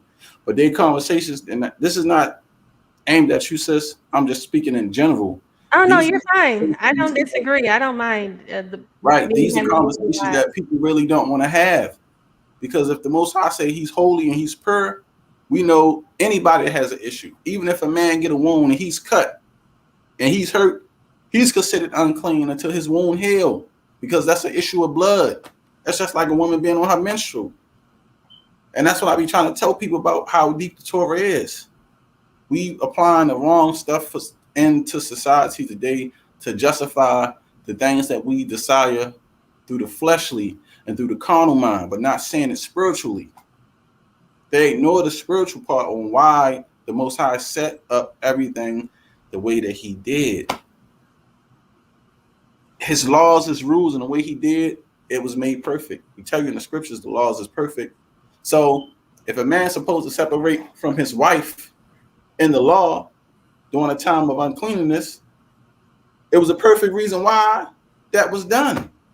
But a lot of us ain't doing that. We laying in the bed with our wife when she on her menstrual. A lot of us got one bathroom in our house. We using the same damn toilet. Our wives cooking for our women, our kids, everything. But considered to the Most High, we will all be unclean to the evening. That's a conversation. Nobody don't want to. I just want to play devil's advocate because I am a woman. Go ahead. Women tend to follow each other on there. So what if all of them are on it at the same time? They all on at the same time? Then I would say because that's how it works. That's how it works. No. That's what I would say. The handmaid, because the female servants had every woman, they go. If every woman. Now listen, it's like I would say that would be some of the craziest stuff I ever saw. But listen, if a man have his daughters, they can serve him. His sons, if they old enough, the daughter gonna be there too. I mean, I don't want to get all into that. Listen, every woman ain't gonna pop red at once. That time. Let's keep it real. It happens. It does. You guys are men. You don't. No, I'm saying every woman ain't gonna pop red at the same time. I just don't believe. You gotta keep them in separate homes. I say this about the whole thing with the women and the multiple wives. Not for my household, but as long as she's an adult of consenting age, I don't think it's not my business what goes on in adults. Let the bedroom can't be defiled, So it's like I'm not. It can't be defiled. It can be defiled because you can't bring a kangaroo in the bedroom. Talking about the bed is undefiable because we're talking about between husband and wife, and I just want to make sure the wives. The reason why I'm saying that because ISBK use that slogan for stuff that they do in the bedroom, saying it's not unlawful, meaning you can do anything because the bedroom undefiled. That's why I'm saying. Oh no, I haven't heard. I'm sure people's minds. I actually, when I was preparing for the rape doctrine, I actually heard a man said that he can be with an 8-year-old because of that's disgusting. That's what I'm saying, and that's why I said the way they take that scripture out of context. It's talking about according to the law, because if the bed is undefiled, if a man lay with a heathen and you saying the bed is undefiled, then you can lay with a heathen. But the scripture's telling you that the children is a testimony against the parents and their wickedness, so the bed can be defiled. And that's why I said let's not say that because they take it out of context. That's why I said you can't bring a kangaroo up in the bedroom. People want to, and shalom to you, Amina. Thank you for coming out with us tonight. Thank you. But yeah, people can get real reprobated in the mind. So I guess you do have to be careful because with the bedroom being defiled and all that kind of stuff, it can be. Yes, that is true. A lot of things can go into that. So the reason why I said that because I had conversations with these men, and the things that they said out their mouth, it's disgusting. And you like, man, what is you niggas on? It's like y'all sniffing cocaine, you smoking crack, like the shit that they come up with to justify wickedness. It makes you sick, and that's not in my spirit. But I be thinking to myself, how can you niggas think that kind of behavior is okay? And it puts you in a place where, you don't even want to be around these certain men. Exactly. You know that they believe that kind of shit. It's crazy. Or even think that. Yeah, that's interesting because, I know the barbershop conversations that, men have in the barbershops and around alone. So women are privy to a lot of the, stuff that men are saying. Because when they're around me, they're going to talk, with, respect and decency, hopefully. But yeah, that's true. I really don't know what a lot of men are saying. So when I saw that flower part with the rape, I'm like, first of all, let's get something straight. Only reason why an 8-year-old is on anything like that, and Shalom Eve. The only reason why 8-year-olds even on their flower is because of the hormones in the food. They're not supposed to be in the water and all this. They're not supposed to be on it. At one point in time, girls were like 13 to 15 years old, and we can't even think about in the biblical days. So stuff is just all messed up, But the first issue is here, Naphtali. What kind of person in their right mind is thinking about laying with an 8-year-old? That's the first issue that needs to be dealt with. What kind of grown ass man? I'm 36 years old. I ain't thinking about laying with no fucking 8-year-old. Exactly. That's out of So all. if anybody that need that snot box, right? Thank you. Grown ass man that got feelings for a child and he aroused over a child, that's a mental illness and issue jumping off top, because no real man is thinking about laying with a child. I got 2 daughters. I wish a grown ass man would be trying to lay in the bed with one of my kids. He'll be in the dirt where his ass belong. I don't play that. I was mad. I left him a comment and a message. I'm like, how is this video still up? And who are you? And They should have flagged that video. Oh, I did. But I'm sure I don't even know what video y'all talking about. Oh, I was just preparing for, my rape debate that but I'm not going to even talk about that. But the thing is that with that, I was looking at some videos on how people opposed to it, who actually agreed with it. And I was trying to get their understanding. And he was like, oh, yeah, we can. Right here, it says we can go into a girl as long as she's on her flower. And if that's 8, that's 9 years old, we can do it. And I was like, what is wrong with you? You need to be dead. You need to be killed. You need to keep it turned off. I don't know if y'all heard about this story. I believe it was over in India somewhere where they had, and man, Qanath spoke about this years ago, about the child grooming thing that they had going over there, and how one of the men had went to the child and she died from maternal bleeding. And they married grown ass men marrying little kids. We were showing that during the time of the whole YCORP thing and telling people how wrong it is and how a man posterior from the growth of it, and especially us black men, a lot of us might have like a mandingo, and we adults, we can talk about that, but just being honest, a person with a 9-inch or a 10-inch rod going into a child that's built small like that can destroy her parts and her insides. And to be honest, a lot of people, and that's why I'm saying, like, it comes to a point in life where we have to be honest and have intelligent conversations and be honest with each other and think about, listen, you're ruining somebody, you're damaging somebody, you're destroying somebody physically and mentally, and people think that this kind of behavior is normal. This shit is not normal. It's not. And the more that us as people don't want to talk about it, don't really look at the brighter picture behind it and think like you really in your spirit, you really think that you doing that shit is right. Like you actually in your spirit saying, I didn't feel wrong for doing that. Like, I don't know what kind of evil spirit in this person, what kind of legions on them, what kind of demons on them. But I pray to the Most High Yahweh Yahawashi that shit ain't on me. Because that I'd rather deal with all this mental health or whatever the fuck I'm dealing with. Thank you for that shit. But that shit the motherfuckers is going through and doing, I'm glad that I ain't have to deal with that shit, because that is fucking evil. It's wicked, and it's definitely of Satan. Hey, Eve, and yes, it is called menstrual. What is that? Synchrony. Yes, Steve Sharsham, it's called synchrony. That's what it's called? Yeah, it's true. Women do follow each other. They do. Yeah, that's real. Oh, well, I'm not saying that it's not possible. A whole bunch of women mad and all grumpy all up in the house. Right. Well, what I'm saying, sis, is I'm not saying it's possible. You can order takeout. Happen. But I was just saying, if we dealing with the laws of the Most High, we have to be honest dealing with the laws. We can't pick and choose the laws. Now, I know I'm not a priest, so 200 and some odd laws don't apply to me because I am not a priest. I'm not worthy of a priest, and I'm not without blemish. Not ashamed to say that according to Leviticus 21. But if we keep the law that way, right, and we're going to actually practice the law, how everybody say we ought to keep the laws of the Most High, the 613 laws, right? All right. So during the time of your menstrual, sister, you should be laying in the bed with your husband, according to the law. It's just facts. So we shouldn't work either. So that's like an oasis.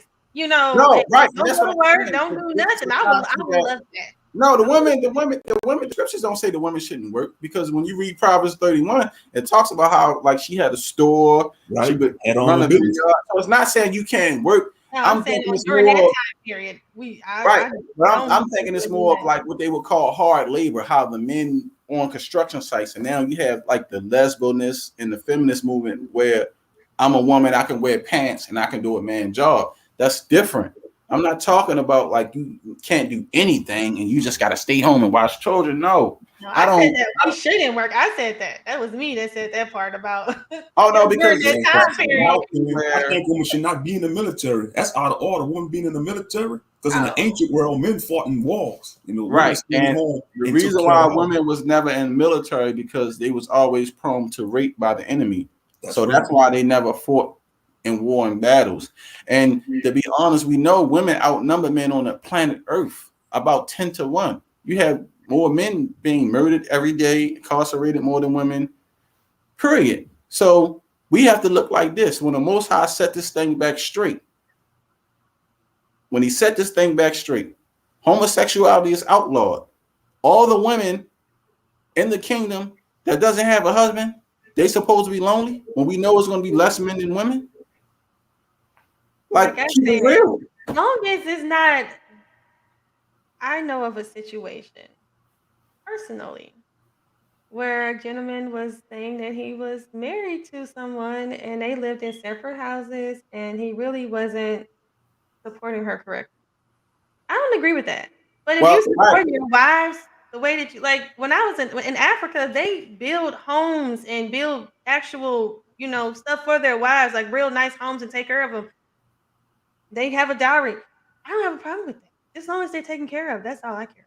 And see, sis, I don't have an issue with what you're saying. My issue is this is what I tell everybody when it comes to this topic, right?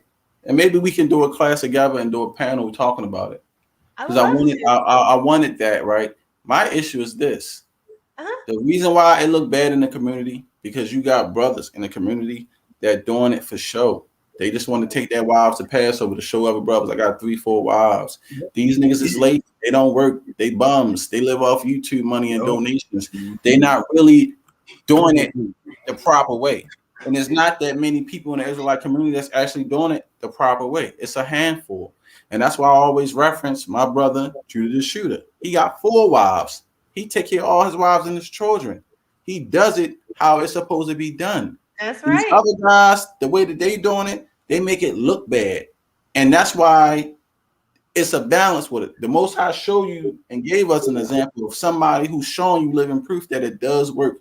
None of these women is bitter. They go on YouTube, they do classes and tell you these my sisters, I love them. But other women don't want to, they all want to know that because they believe, oh, it's just wickedness or this is not real. It is real. Like the brother even invited me to his place when I come to Texas again to come talk to his wives and everything. It can work, but it has to be done spiritually through the Most High and not through fleshly lust or carnality. That's the problem. A lot of brothers in the One West community, they throw it through carnality and they make it look bad for everybody else. That is the issue. And it have to be an understanding thing. If it's not for you, I'm not telling nobody to take a part of it. It's not for everybody. It's not something I ain't pushing up on nobody. My thing is when people try to not push it and say you're wrong for doing something and monogamy is the way, but you can't prove that, and you going through all hell dealing with your monogamy marriage, how can you tell somebody they can't have their marriage work when they have multiple partners? I just want to say this to Joel. I did speak on the Enoch at the beginning. I'm sorry.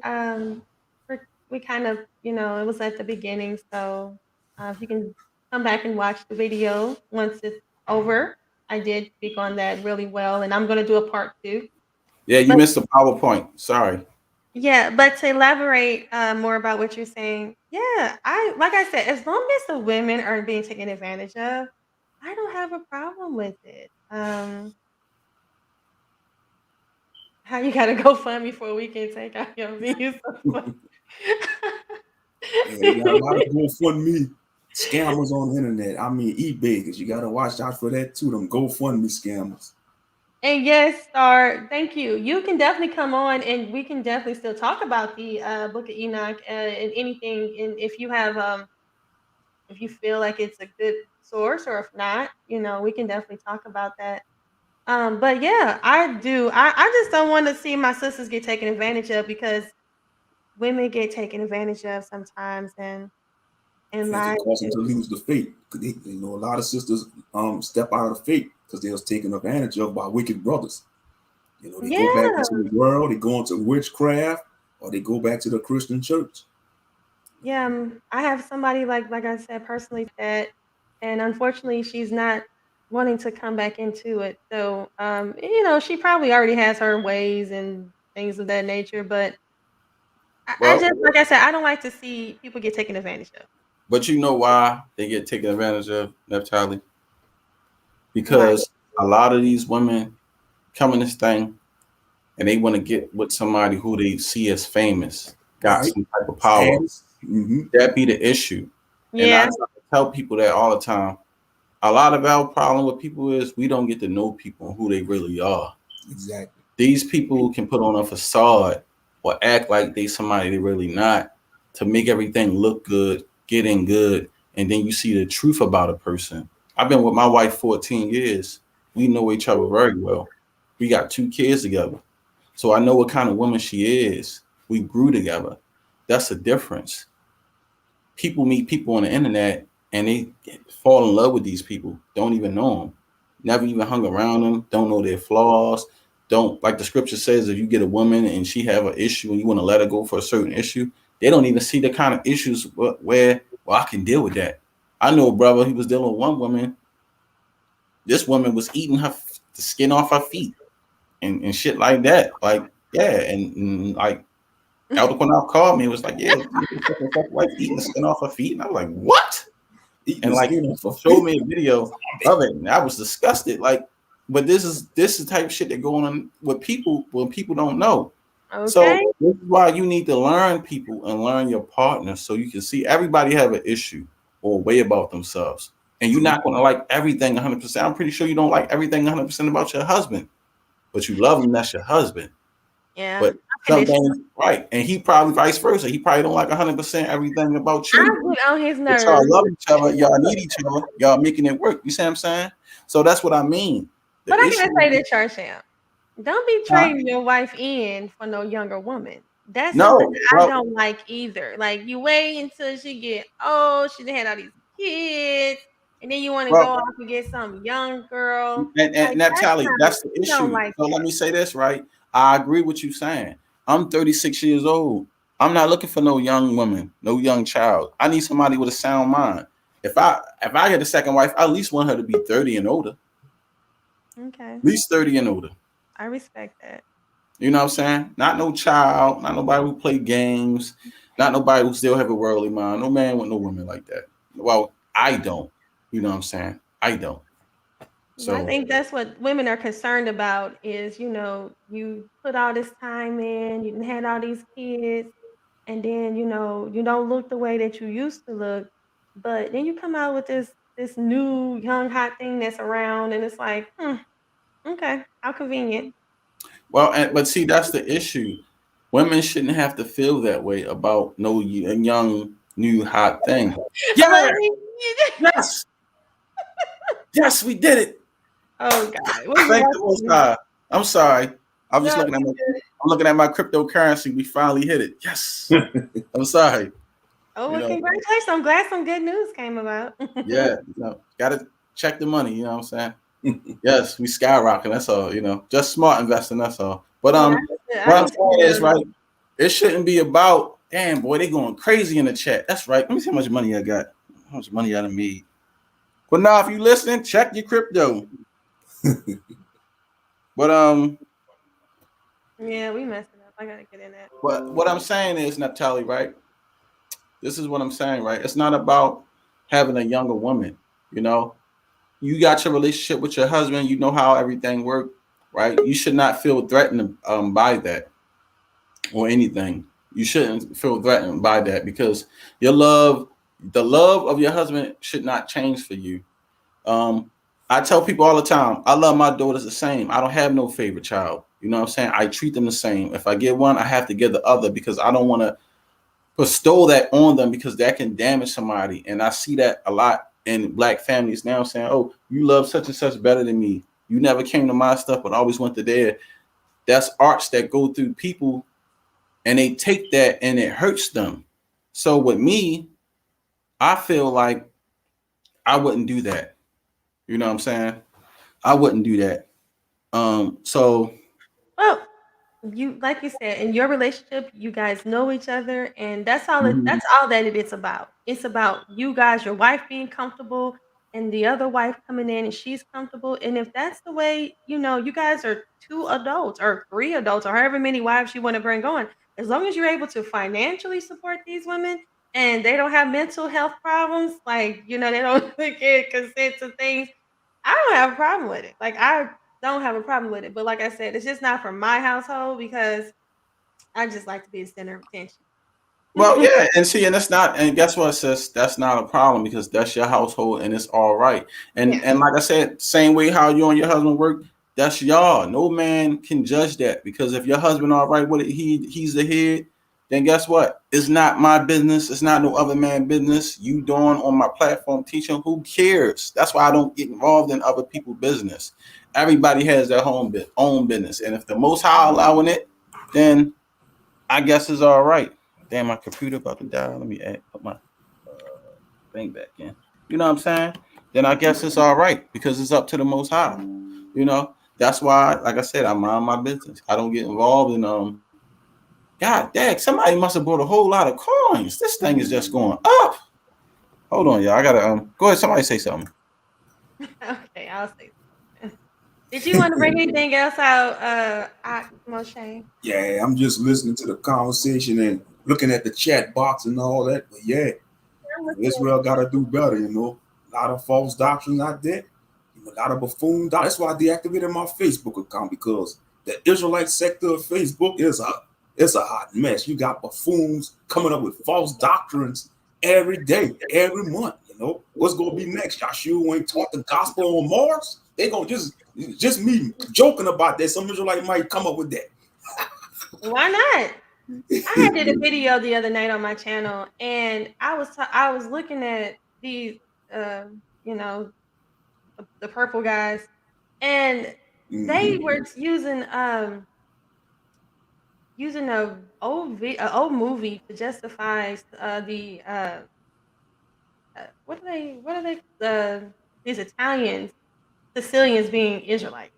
Nah, Like not the Sicilians. Yeah, they say yeah, the because Sicilians are sent from the Moors. yeah.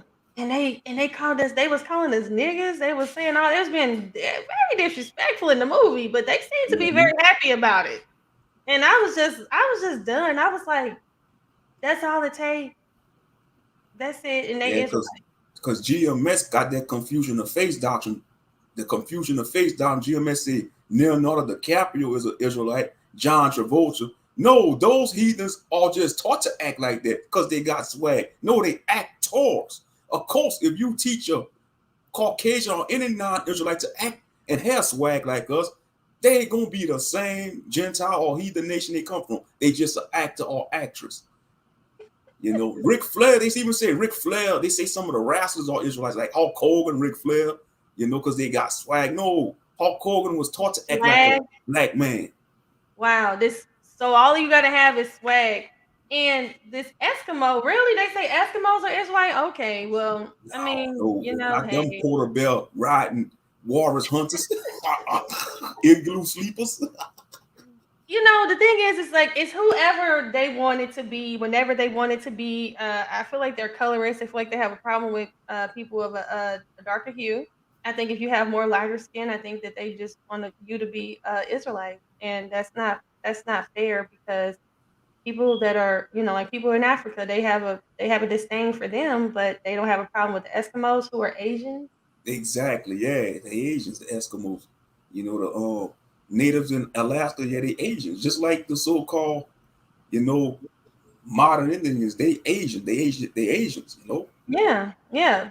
like Tonto and Sitting Bull and Crazy Horse, they Asians, like Yeah, with the 23andMe, they will give you, if you have Native American DNA, they're going to give you East Asian as well, because they say the Native Americans originated in East Asia, and they overlook that. Even that's 23andMe giving that, and they do the genetic and give those tests out. So, and then they say, oh, we don't believe in DNA, but I'm sure when you have a child, you're gonna get that DNA test.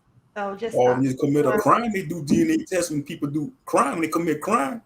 Exactly. And they're going to want that DNA test to say that they're not guilty if it was them. So it's amazing. Like you said, they pick and choose what they want to believe, who they want it to be. It's all about what they want, and that's not how it is. It's not about you. It's about who really follows the curses, not Eskimos. Eskimos are fine. They live in their lives in Alaska or wherever they are, and no one's bothering them.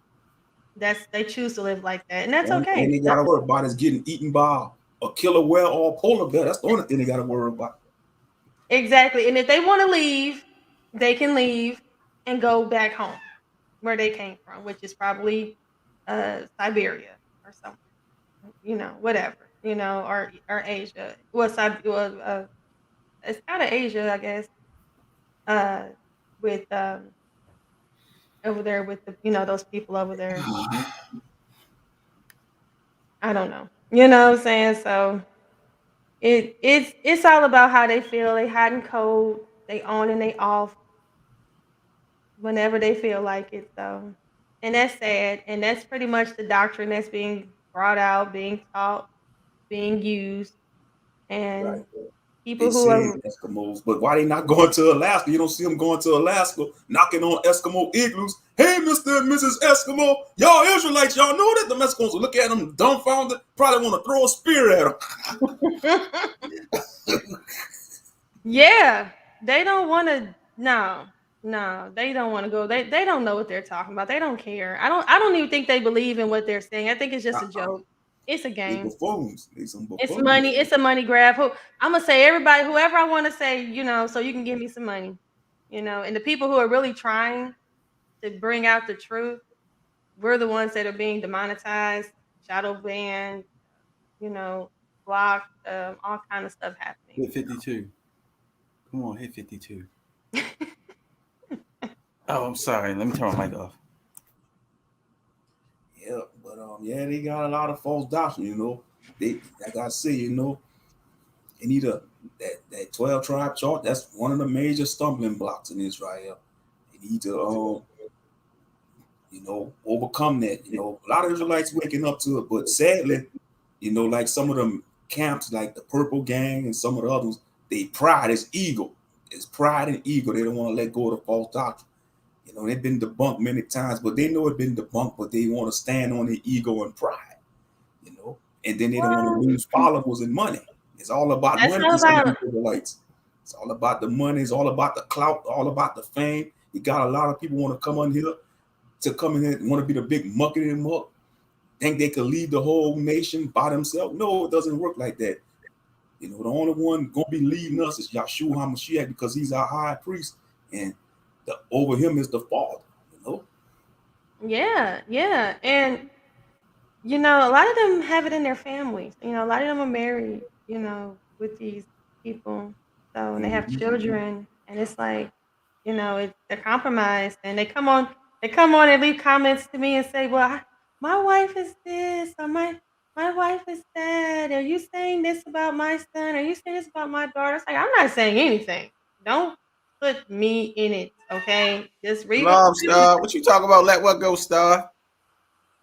She's saying, let's get it. Oh, yeah. Definitely right. Praise the Most High. Okay, I need to get in on this too. This lesson. Listen, hey, if I strike it rich and y'all see me disappear, you know why. Definitely gonna stay off of YouTube. I don't blame you, bro. You ain't gonna see me no more. You like, what happened to Sham? Oh, he didn't retire. He done left. It's like, nah, I ain't gonna do that. Nah, but I'll be trying to help my people, though. I know that. But man, so is that is the cryptocurrency like stock or something? Like, how does that work? I'm not. It's better than stock. It's 24 hours. You invest your money. Like I said, you can invest a portion of your money. You can wake up. You might have $100,000 in your account in the morning.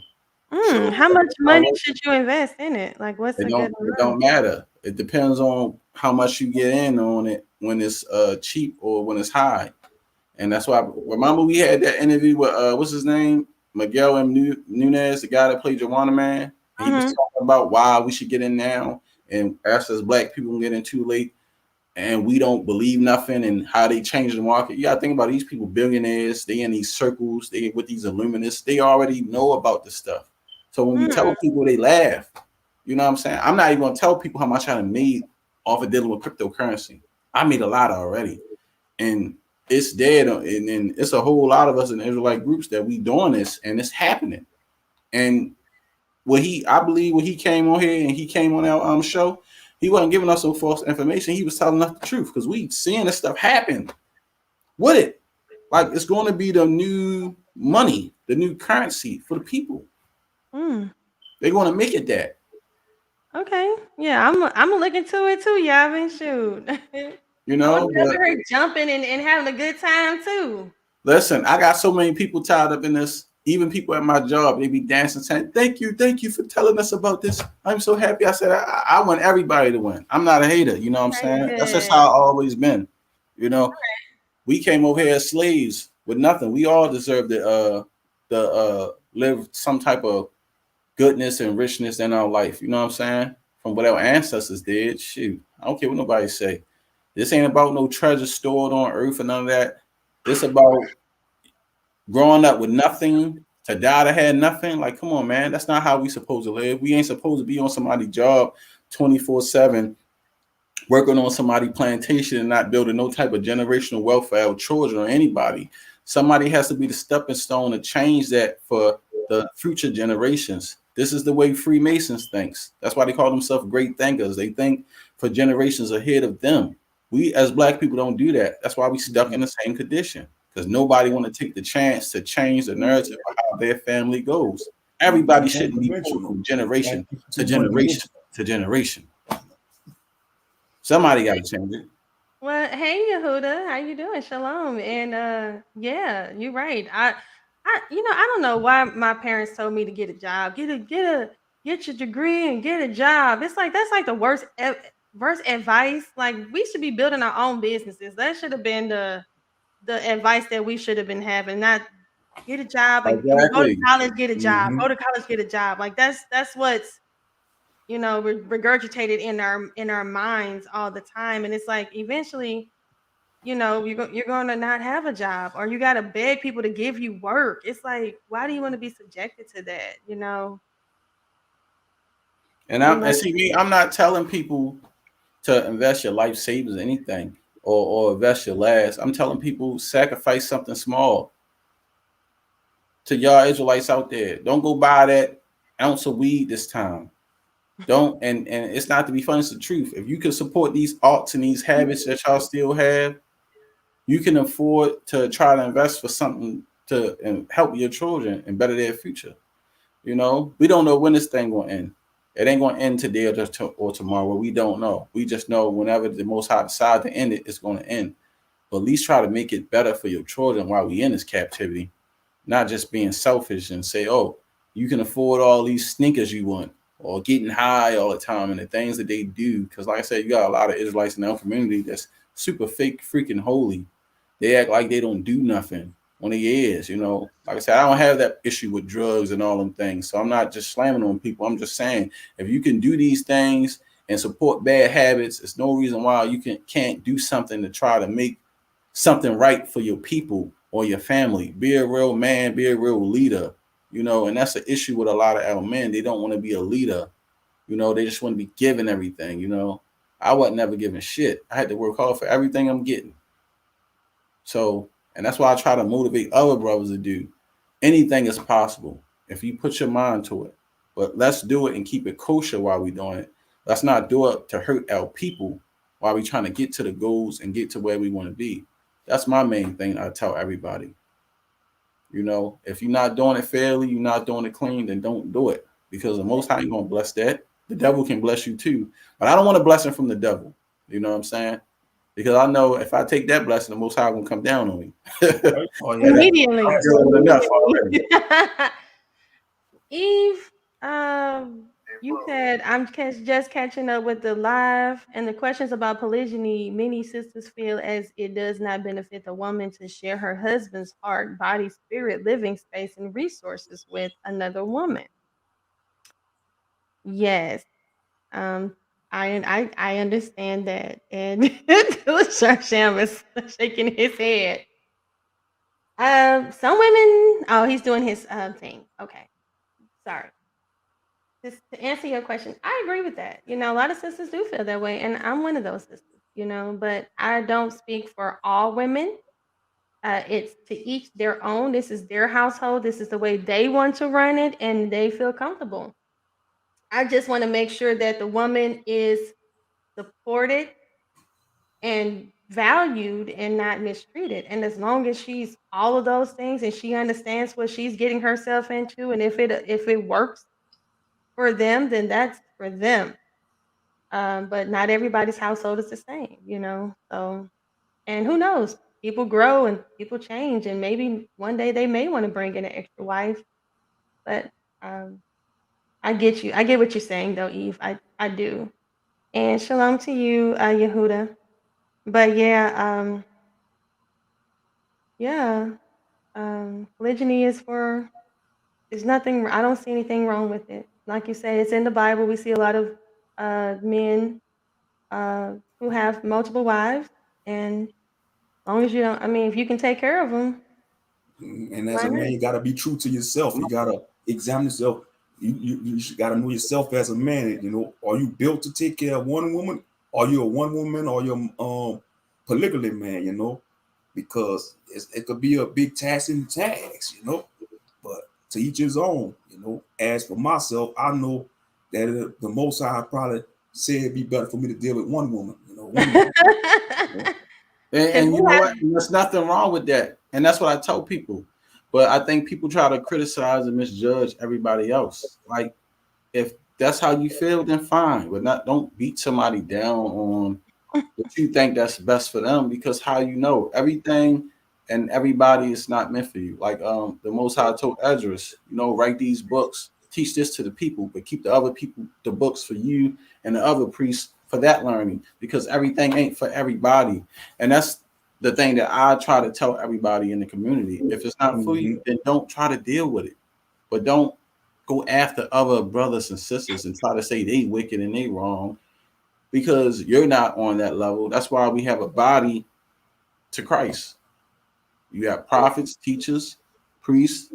Everybody have a role or part that they play in, that they fit in.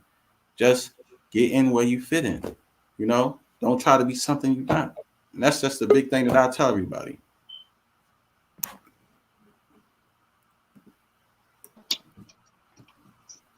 Hey, shalom. Shalom. Hey, shalom. How you doing? Shalom. What's going on? Nothing, just dialoguing. You know, Naphtali did a beautiful presentation tonight, so we just dialoguing on different topics. That's all.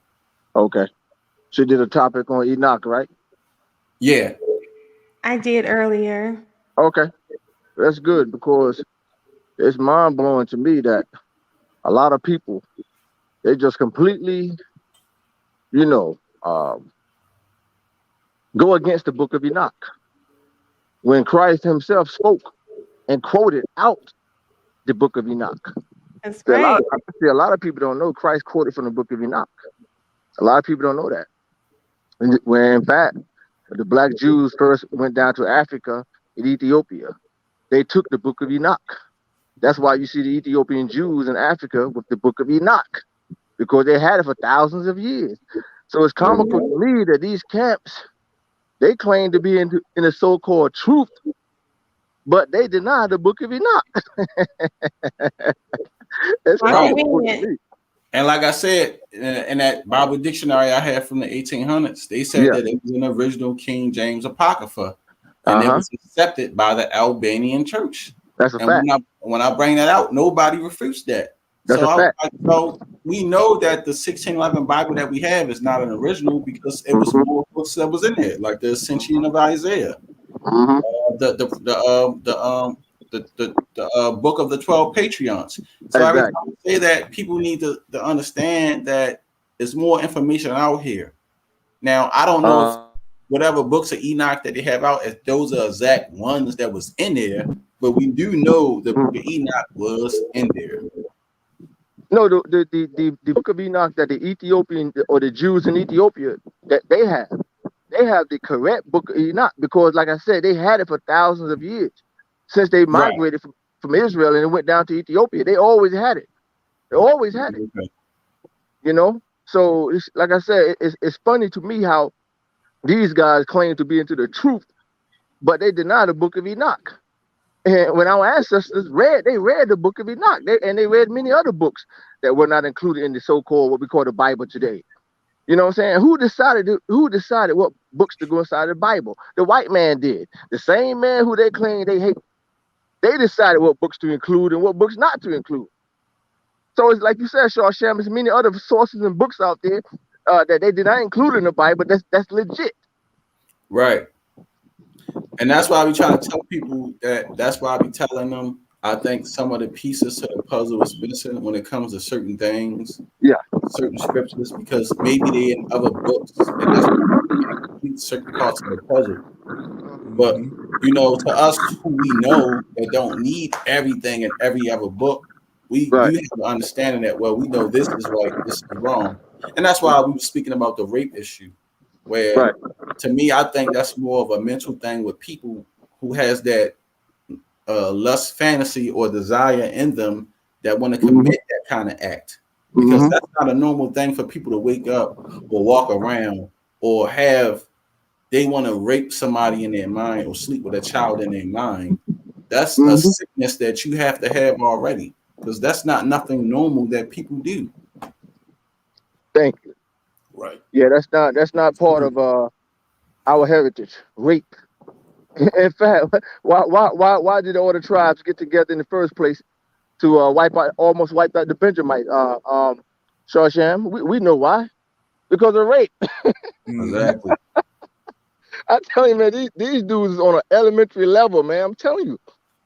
I told Qanath, bro, I believe that a lot of these dudes, when they was in high school, they was in special ed classes.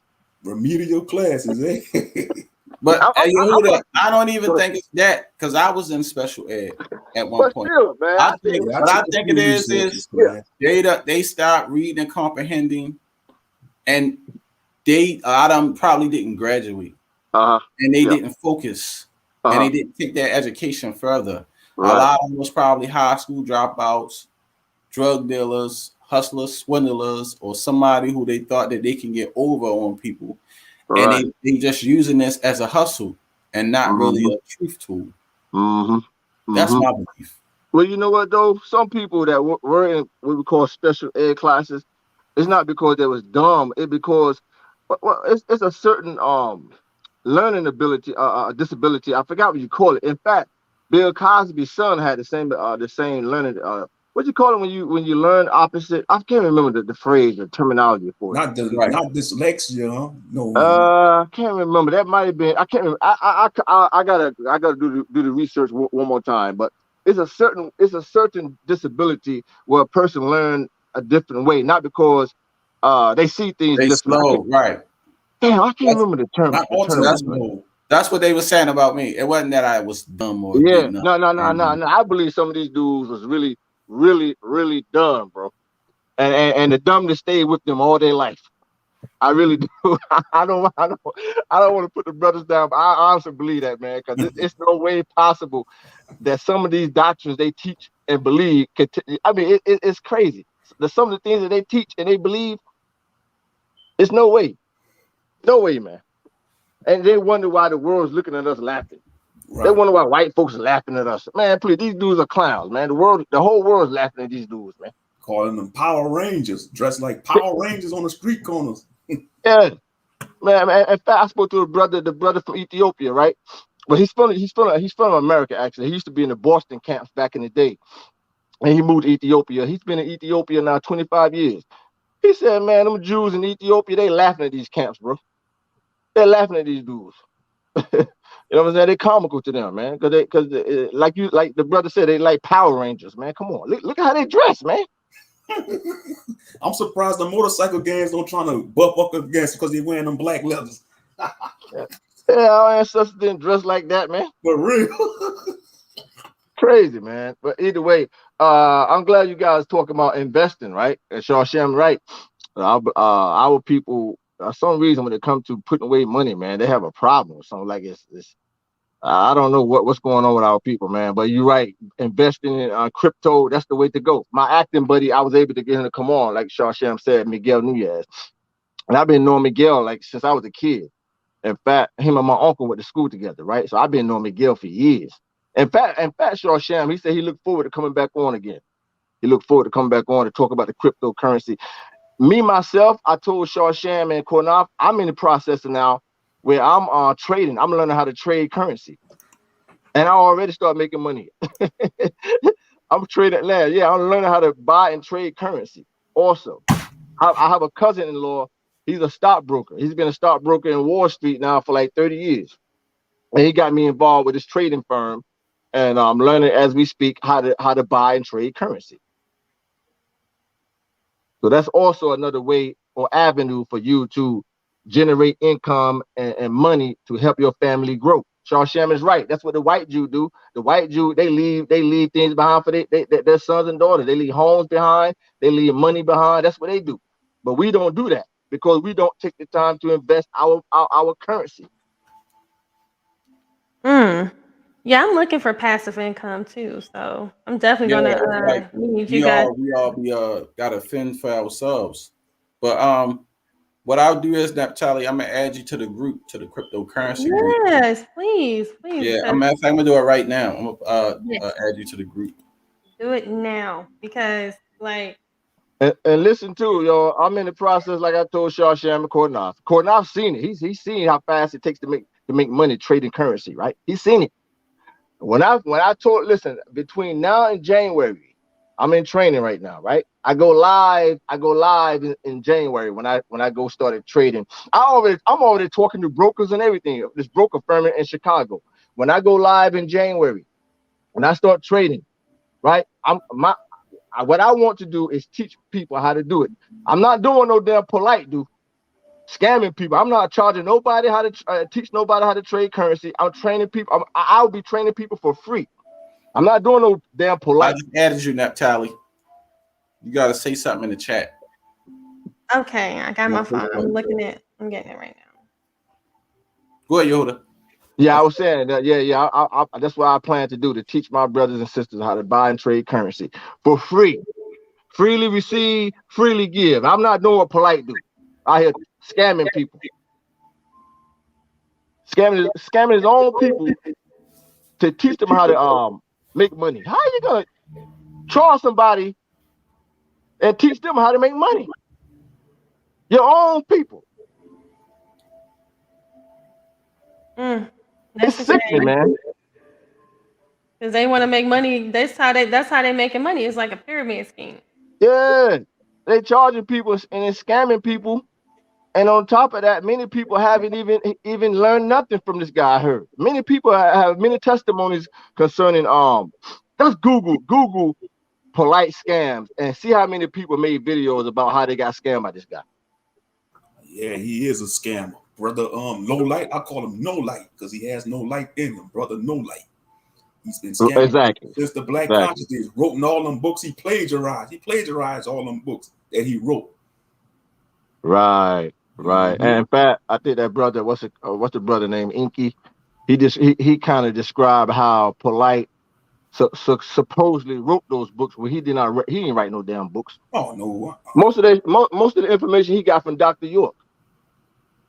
Yeah, he was bugged out, Dr. York. He said he was an Israelite. He said he was Egyptian. Now he said he was from Planet Risk. He an alien from the Planet Risk. He could have been a good science fiction novel. He should have stuck to writing science fiction novels. He could have been the Black version of George Lucas. Could have had the Black Star Wars, man.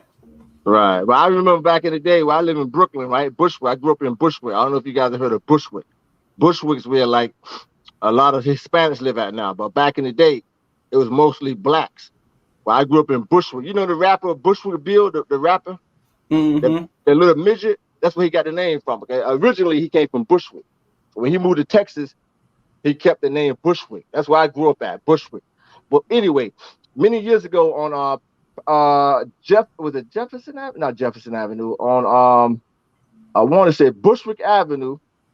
Dr. York had an Israelite congregation. Or was it a Muslim? It was a Muslim. No. It was a Muslim congregation. God, he was a little everything. He was a Muslim. He was an Israelite. He was a fucking this and that. He was all over the place. He was a goulash. I remember. Yeah, way back in the day, he had a Muslim mosque, I think it was, on Bushwick Avenue. Nice to see them out there all the time. Yeah. Star Lima. Make sure you guys go over to Naphtali's channel and moderate for her too. Oh, well, thank you. Thank you, Yehuda. I just thought about that just now. Yeah, you guys, when you get a chance to, next time Naphtali go on live on her platform, go over there and moderate for her also. Yeah, I need you to go into the other channel, F.O.P.E Israelite School, so I can add you as a moderator on there. I can't do it right now on this computer because this is a new laptop. I had to do it on my old. Oh. Oh, we hit 43. Let me check my money. Hold on, I'm sorry. Hey, Shawsham.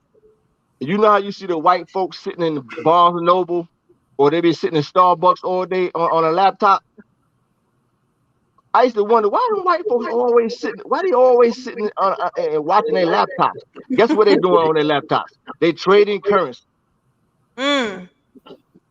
That's what they doing. They trading currency. That's what they doing. Well, I need to trade some currency because I'm gonna be trading places. I'm getting ready to get out of here, so I need all the money.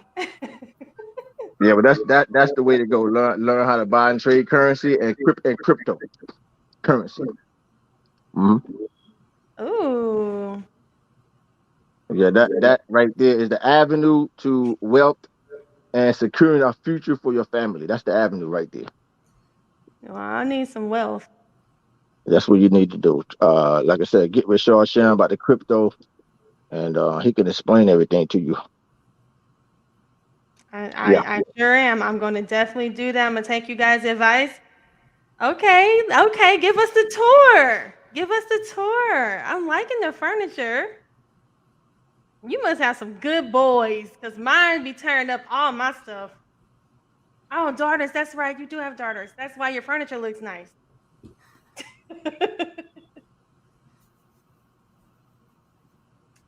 Love the house. Love the decor. You say you got boys? You got boys, Naphtali? Yes, I have 2 boys. Okay. I have a 10-year-old and a soon-to-be 9-year-old, and we have a 15-year-old. I have a 15-year-old daughter. Okay, cool, good. I have one daughter. Oh, okay. How Yeah, old is she? one daughter. She's 11. Oh my goodness. Yeah, she's 11. Yep. Mm-hmm. She run track. She love track. She's My really daughter smart. runs track too. Oh, get out of here. Yeah. What kind of track does she run? What does she run? Distance, mid? She run the 200. No, well, every blue moon she'll do the cross country in Central Park. She do the 100, the 200. Oh, that's what my daughter does. She does the 1, 2, and the 4. Mm. And sometimes I make her do the 8. Oh wow. Yeah. Yep. Sometimes. So that's where it's at. Yeah, the crypto and the buying and trading currency. That's where it's at, folks. Yeah. That's where I need to be. But my acting buddy Miguel Nunez, he's gonna come back on soon again. He said he's gonna come back on and he's gonna talk about it a little more. Yeah. I actually love Joanna Man. I love that movie. Yeah, I've been knowing that guy for ages. I remember his first movie. It was Friday the 13th. Friday the 13th, the part 1? I think it was part 2 or part 3. Yep. His first movie. Really? Okay. Mm-hmm. Yeah, that's how long he's been out there. Jason movie. Friday the 13th. The Jason movie. Mm-hmm. Yeah, he go way back. He died.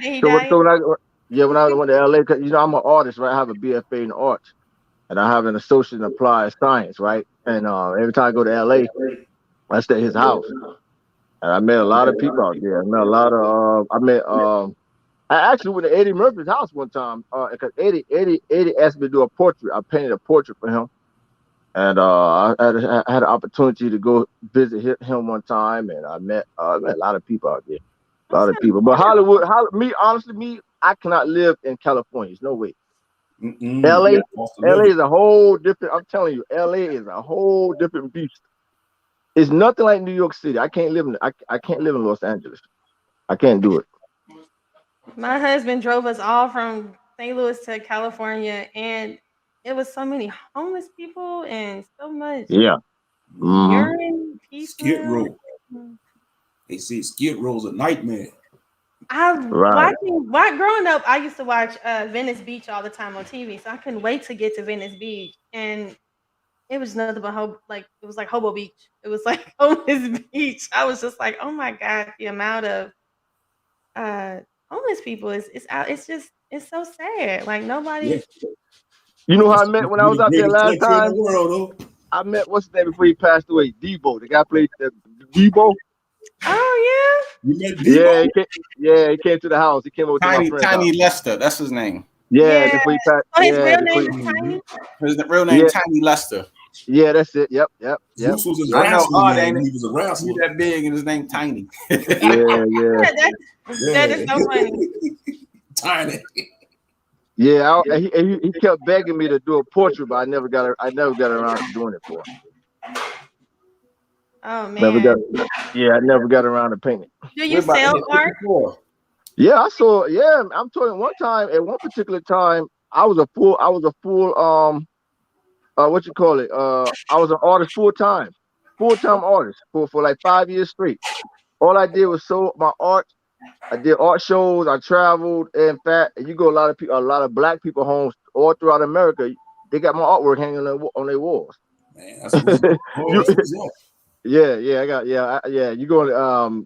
I'll show you some of my work one day. Let me give you a rundown who own my originals. My originals: Eddie Murphy, Vivica Fox. She got one of my paintings. Terrence Howard, President Obama, Michelle Obama. They got one of my paintings. Who else? Samuel Jackson. Samuel Jackson got one of my paintings. I'm missing somebody. Miguel got a lot of my shit. He got a whole lot of my stuff. Eddie Murphy, I met. Will Smith, he got one. I did a piece for him. I did a paint for him one time, and I did a paint for that bitch. Excuse my French. Stacey Dash. I wish I would never paint that damn portrait, man. Why you don't like Stacey Dash, or who? I don't like her, man. She's an attractive woman, but I don't like her. I don't like her at all, man. I don't like that girl. I don't like her at all. I would never paint that portrait, man. But either way, I did a portrait for her years ago. Wow. So I was a full-time artist on Naphtali for many years. I was a graphic designer here in New York. I met a lot of people. I freelanced at Rough Rider Records for about 5 months. I met Eve. I didn't meet DMX, but I met Eve. I met a lot of people. I have a cousin who was an A&R director for Rockefeller Records. This is way back in the day when Rockefeller Records took off with Jay-Z and Damon Dash. My cousin was an A&R director. He discovered Memphis Bleak, Benny Siegel. My cousin discovered Lil Wayne. Not Lil Wayne. No, not Lil Wayne. What's his name? What's that crazy Negro name? What's his name? The crazy Negro for Chicago. What's his name? The rapper for Chicago. What's the guy's name? You know what I'm talking about. What's the guy name that's married to one of them Kardashian girls? Kanye West? Kanye West. My cousin discovered him. Kanye West. My cousin discovered Kanye West. So he discovered a lot of people. He was an A&R director. Yeah, so through him, I met a lot of rappers. You know, I met Memphis Bleak, Benny Siegel. I never met Jay-Z, never met him, but my cousin used to deal with Jay-Z all the time. He was, like I said, he was an A&R director for Rockefeller Records. So I used to freelance as a graphic designer. I used to do help do CD layouts, magazine layouts. I worked at Lord & Taylor on Fifth Avenue. I was a graphic designer for 4 years. What I used to do was to design, the posters that you see hanging in the Lord & Taylor stores. Mm-hmm. I used to help do the layouts for those. Yeah, so I taught for 4 years in Jersey. I was an art teacher at a private school for 4 years. So I did it all. Listen, I did corporate America. I did all that. I did it all. Well, that sounds wonderful. I did all that. Yeah. I can't draw to save my life. Oh, you can't? No. Hey, I didn't bless me with that. Let me put people on to something. A lot of people don't know, according to tradition, the Apostle Luke was an artist. Luke. They said Luke drew the first portrait of Mary. Now, when you see this portrait, I'm going to try my best to locate this portrait that he did of Mary as a black woman. but they kept this damn portrait hidden for many years. Yes, folks, Luke, they wrote the Apostle Luke. They say he was an artist. He was an artist and he was a physician. Mm-hmm. And they say he drew a portrait of Mary showing her as a black woman. Yep, I'm gonna try my best to locate this portrait and show everybody. It's one of the first portraits ever drawn or painted of Mary, and it said it was done by Luke. Is that so? I want to see that. I definitely want to see that. And shalom to the real Willie Billy. Which one is that? Which one are you? Yeah, that sounds awesome. Yeah, I would love to see that image, that picture of Mary that Luke had drawn. Yeah, Luke. According to tradition, Luke was a painter and a physician. We know he was a physician because it's mentioned in the gospel.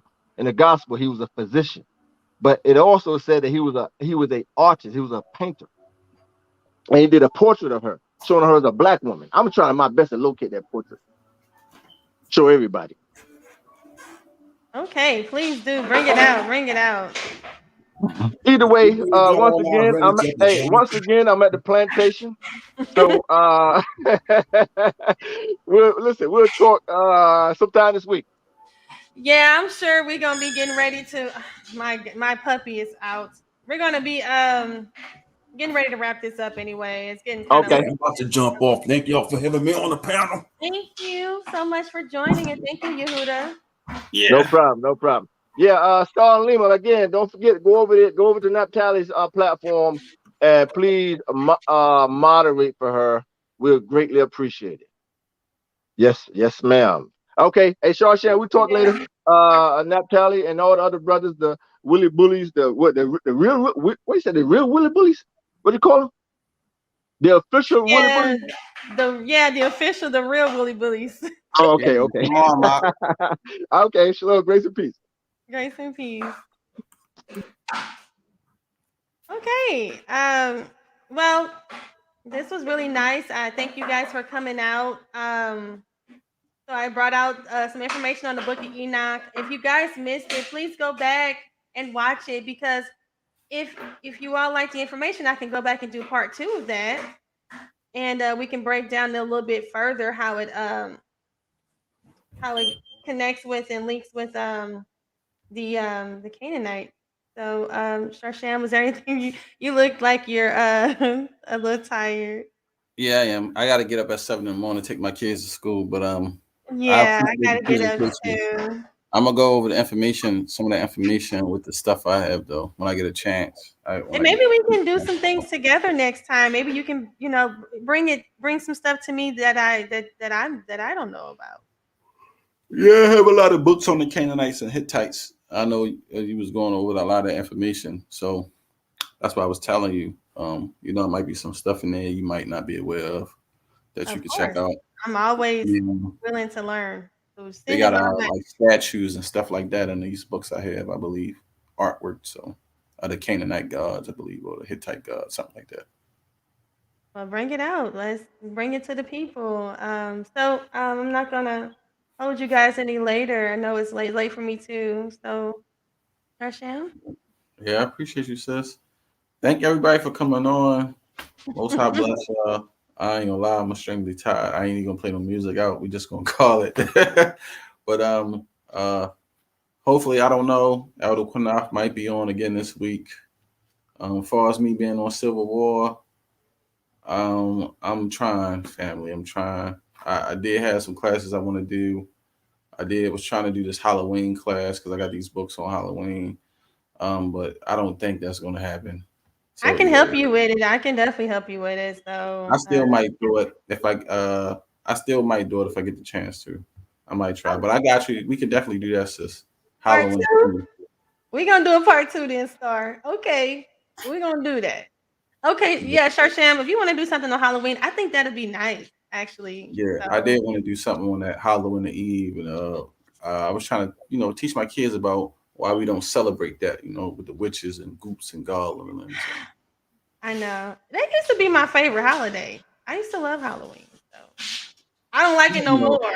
I only liked it. My favorite holiday was Christmas because I just love looking at the lights. Like it was something about seeing the bright lights that was it. You know, that's all I really cared about. I hate that I have to take Christmas away from my kids. I don't hate it, but you know, my kids, they love it. And my youngest, he still don't understand. But I tell him we celebrate Hanukkah. Well, my thing about that is my kids was never taught it. So, but they do ask about it because they see it on, like, they go to school and they see it on these shows and they be asking us about it. But they look forward to their birthdays because we do let them have things on their birthday, but just not those holidays and Thanksgiving and all that. We don't let them take parts of those feasts and stuff like that.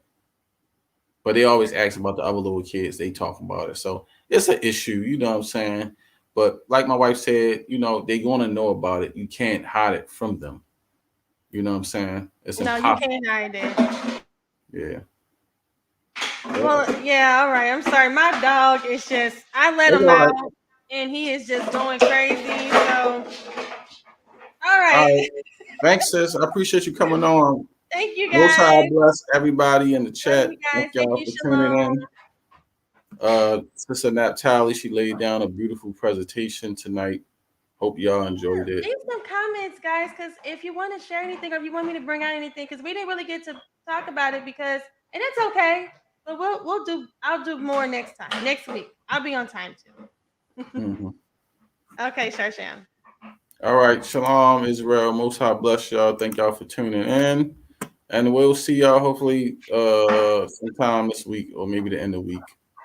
Who knows? All right, shalom. Trying to go out. Isaiah 58:1. Cry loud, spare not. Lift up thy voice like a trumpet, and show thy people their transgression. Yeah,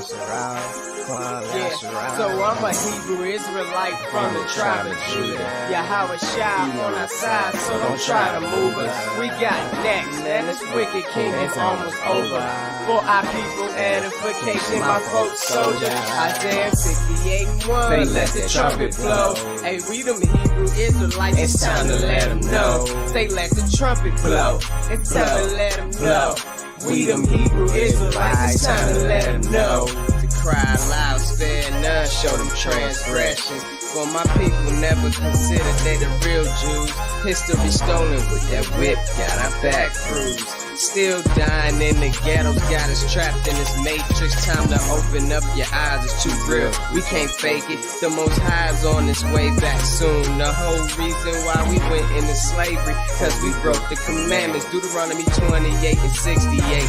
Who is this nation of people? Not the seed of Ham, but the seed of Shem. From the bloodline of Abraham, Isaac, and Jacob. Revelation 2 and 9. Don't let these fake Jews tell you a lie. In due time, they all bow down. I wanna get my crown and stand firm in this truth. Ha Mashayach Yahawashi, that's his Hebrew name. Wasn't no J's in the Hebrew letter. So I carry this truth like I carry my sweater in the winter cold. This what you ain't been told.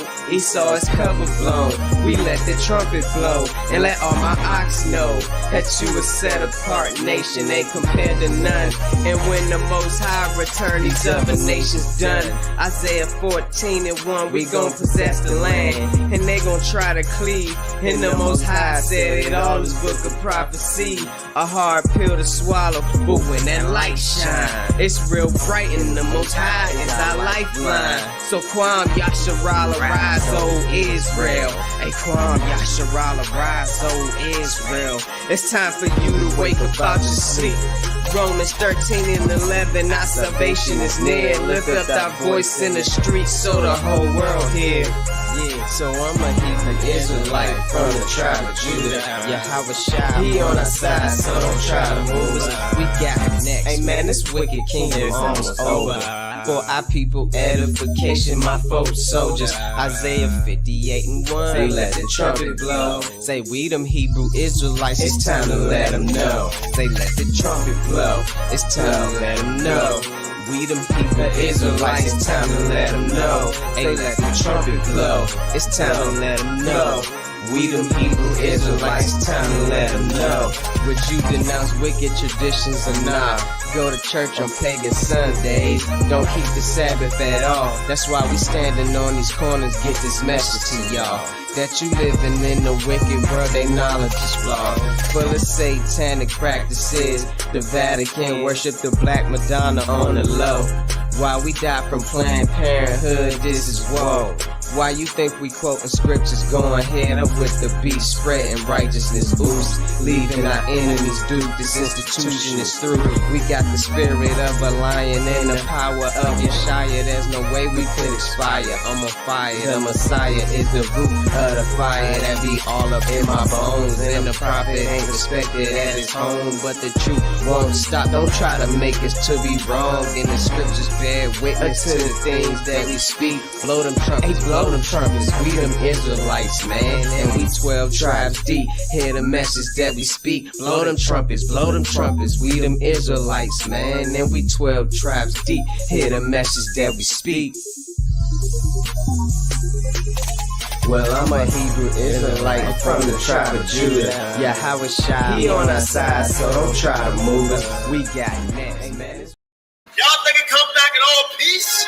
You got another thing coming. So we out here fighting for our brother. We ain't marching saying yes we can. No justice, no peace. Yo! Let's fight for your sons and your daughters.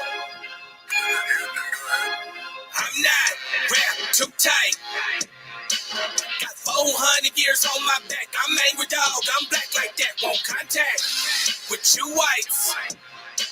And all the niggas I stand here with, they share my same sentiment. I'm fucked up tonight. Won't kill my brothers no more. Want all the smoke, motherfucker popo. I, this is my battle cry. Oh! Isaiah 14:21, that ancient version of that gun that swore. They stole our name, they stole our shit. We real Judites, motherfucker Jewish. We lords, generals, arm your soldiers. We fight tonight like we supposed to. They inherited lies. I'm referring to all whites. I'm referring to riches, white privilege, given through genocide. And they gotta pay for that. God say Jacob gon' take it back. I cry aloud, I spare not. This good bread, my sharecrop. This lily grew through concrete. We march to our own drum beat. We the chosen. No inclination to kick it with y'all. Raise Babylon to the ground, then watch it fall. Obadiah said you'll be wiped out for theft. These are just words, worry about what come next. For Negroes, Latinos, we better than all, not equal. My natives no red dot that feather. Mi primo be smooth like that leather. Until it's time to bring the war dogs out, put the headdress on. War paint and I'm not wrapped too tight. Got 400 years on my back. I'm angry dog, I'm black like that. Won't contact with you whites. And all the niggas I stand here with, they share my same sentiment. I'm fucked up tonight. Won't kill my brothers no more. Want all the smoke, motherfucker popo. This is my battle cry. I got the spirit of grandfathers past. Front porch sitters, Nat Turner dangerous. A real life illustration of angry and Nat painting. Of Malcolm staring out the window with patience. One hand on the curtain, right hand on the AK spits. 47 rounds, all to bring down Satan. Same way Abel was killed by Cain. This will be an introduction from the fuck shit into the fire. Probably join the list of artists who died before they retired. Most High said I'm hired. Sire will never spit a line aimed at my kind, less meant to uplift. Toughness will be redefined in my rhymes. A squad of men with the spirit of God, with an affinity to point their weapons not at the brethren but at the enemy. Khaki colored kids, baptized in the flames of combat fashioned. In the trap we escaped, our fate was to be great and noble. Moses reincarnate, so be hopeful and know I bring word from A and O to Pharaoh and white folk. Let my people go, cause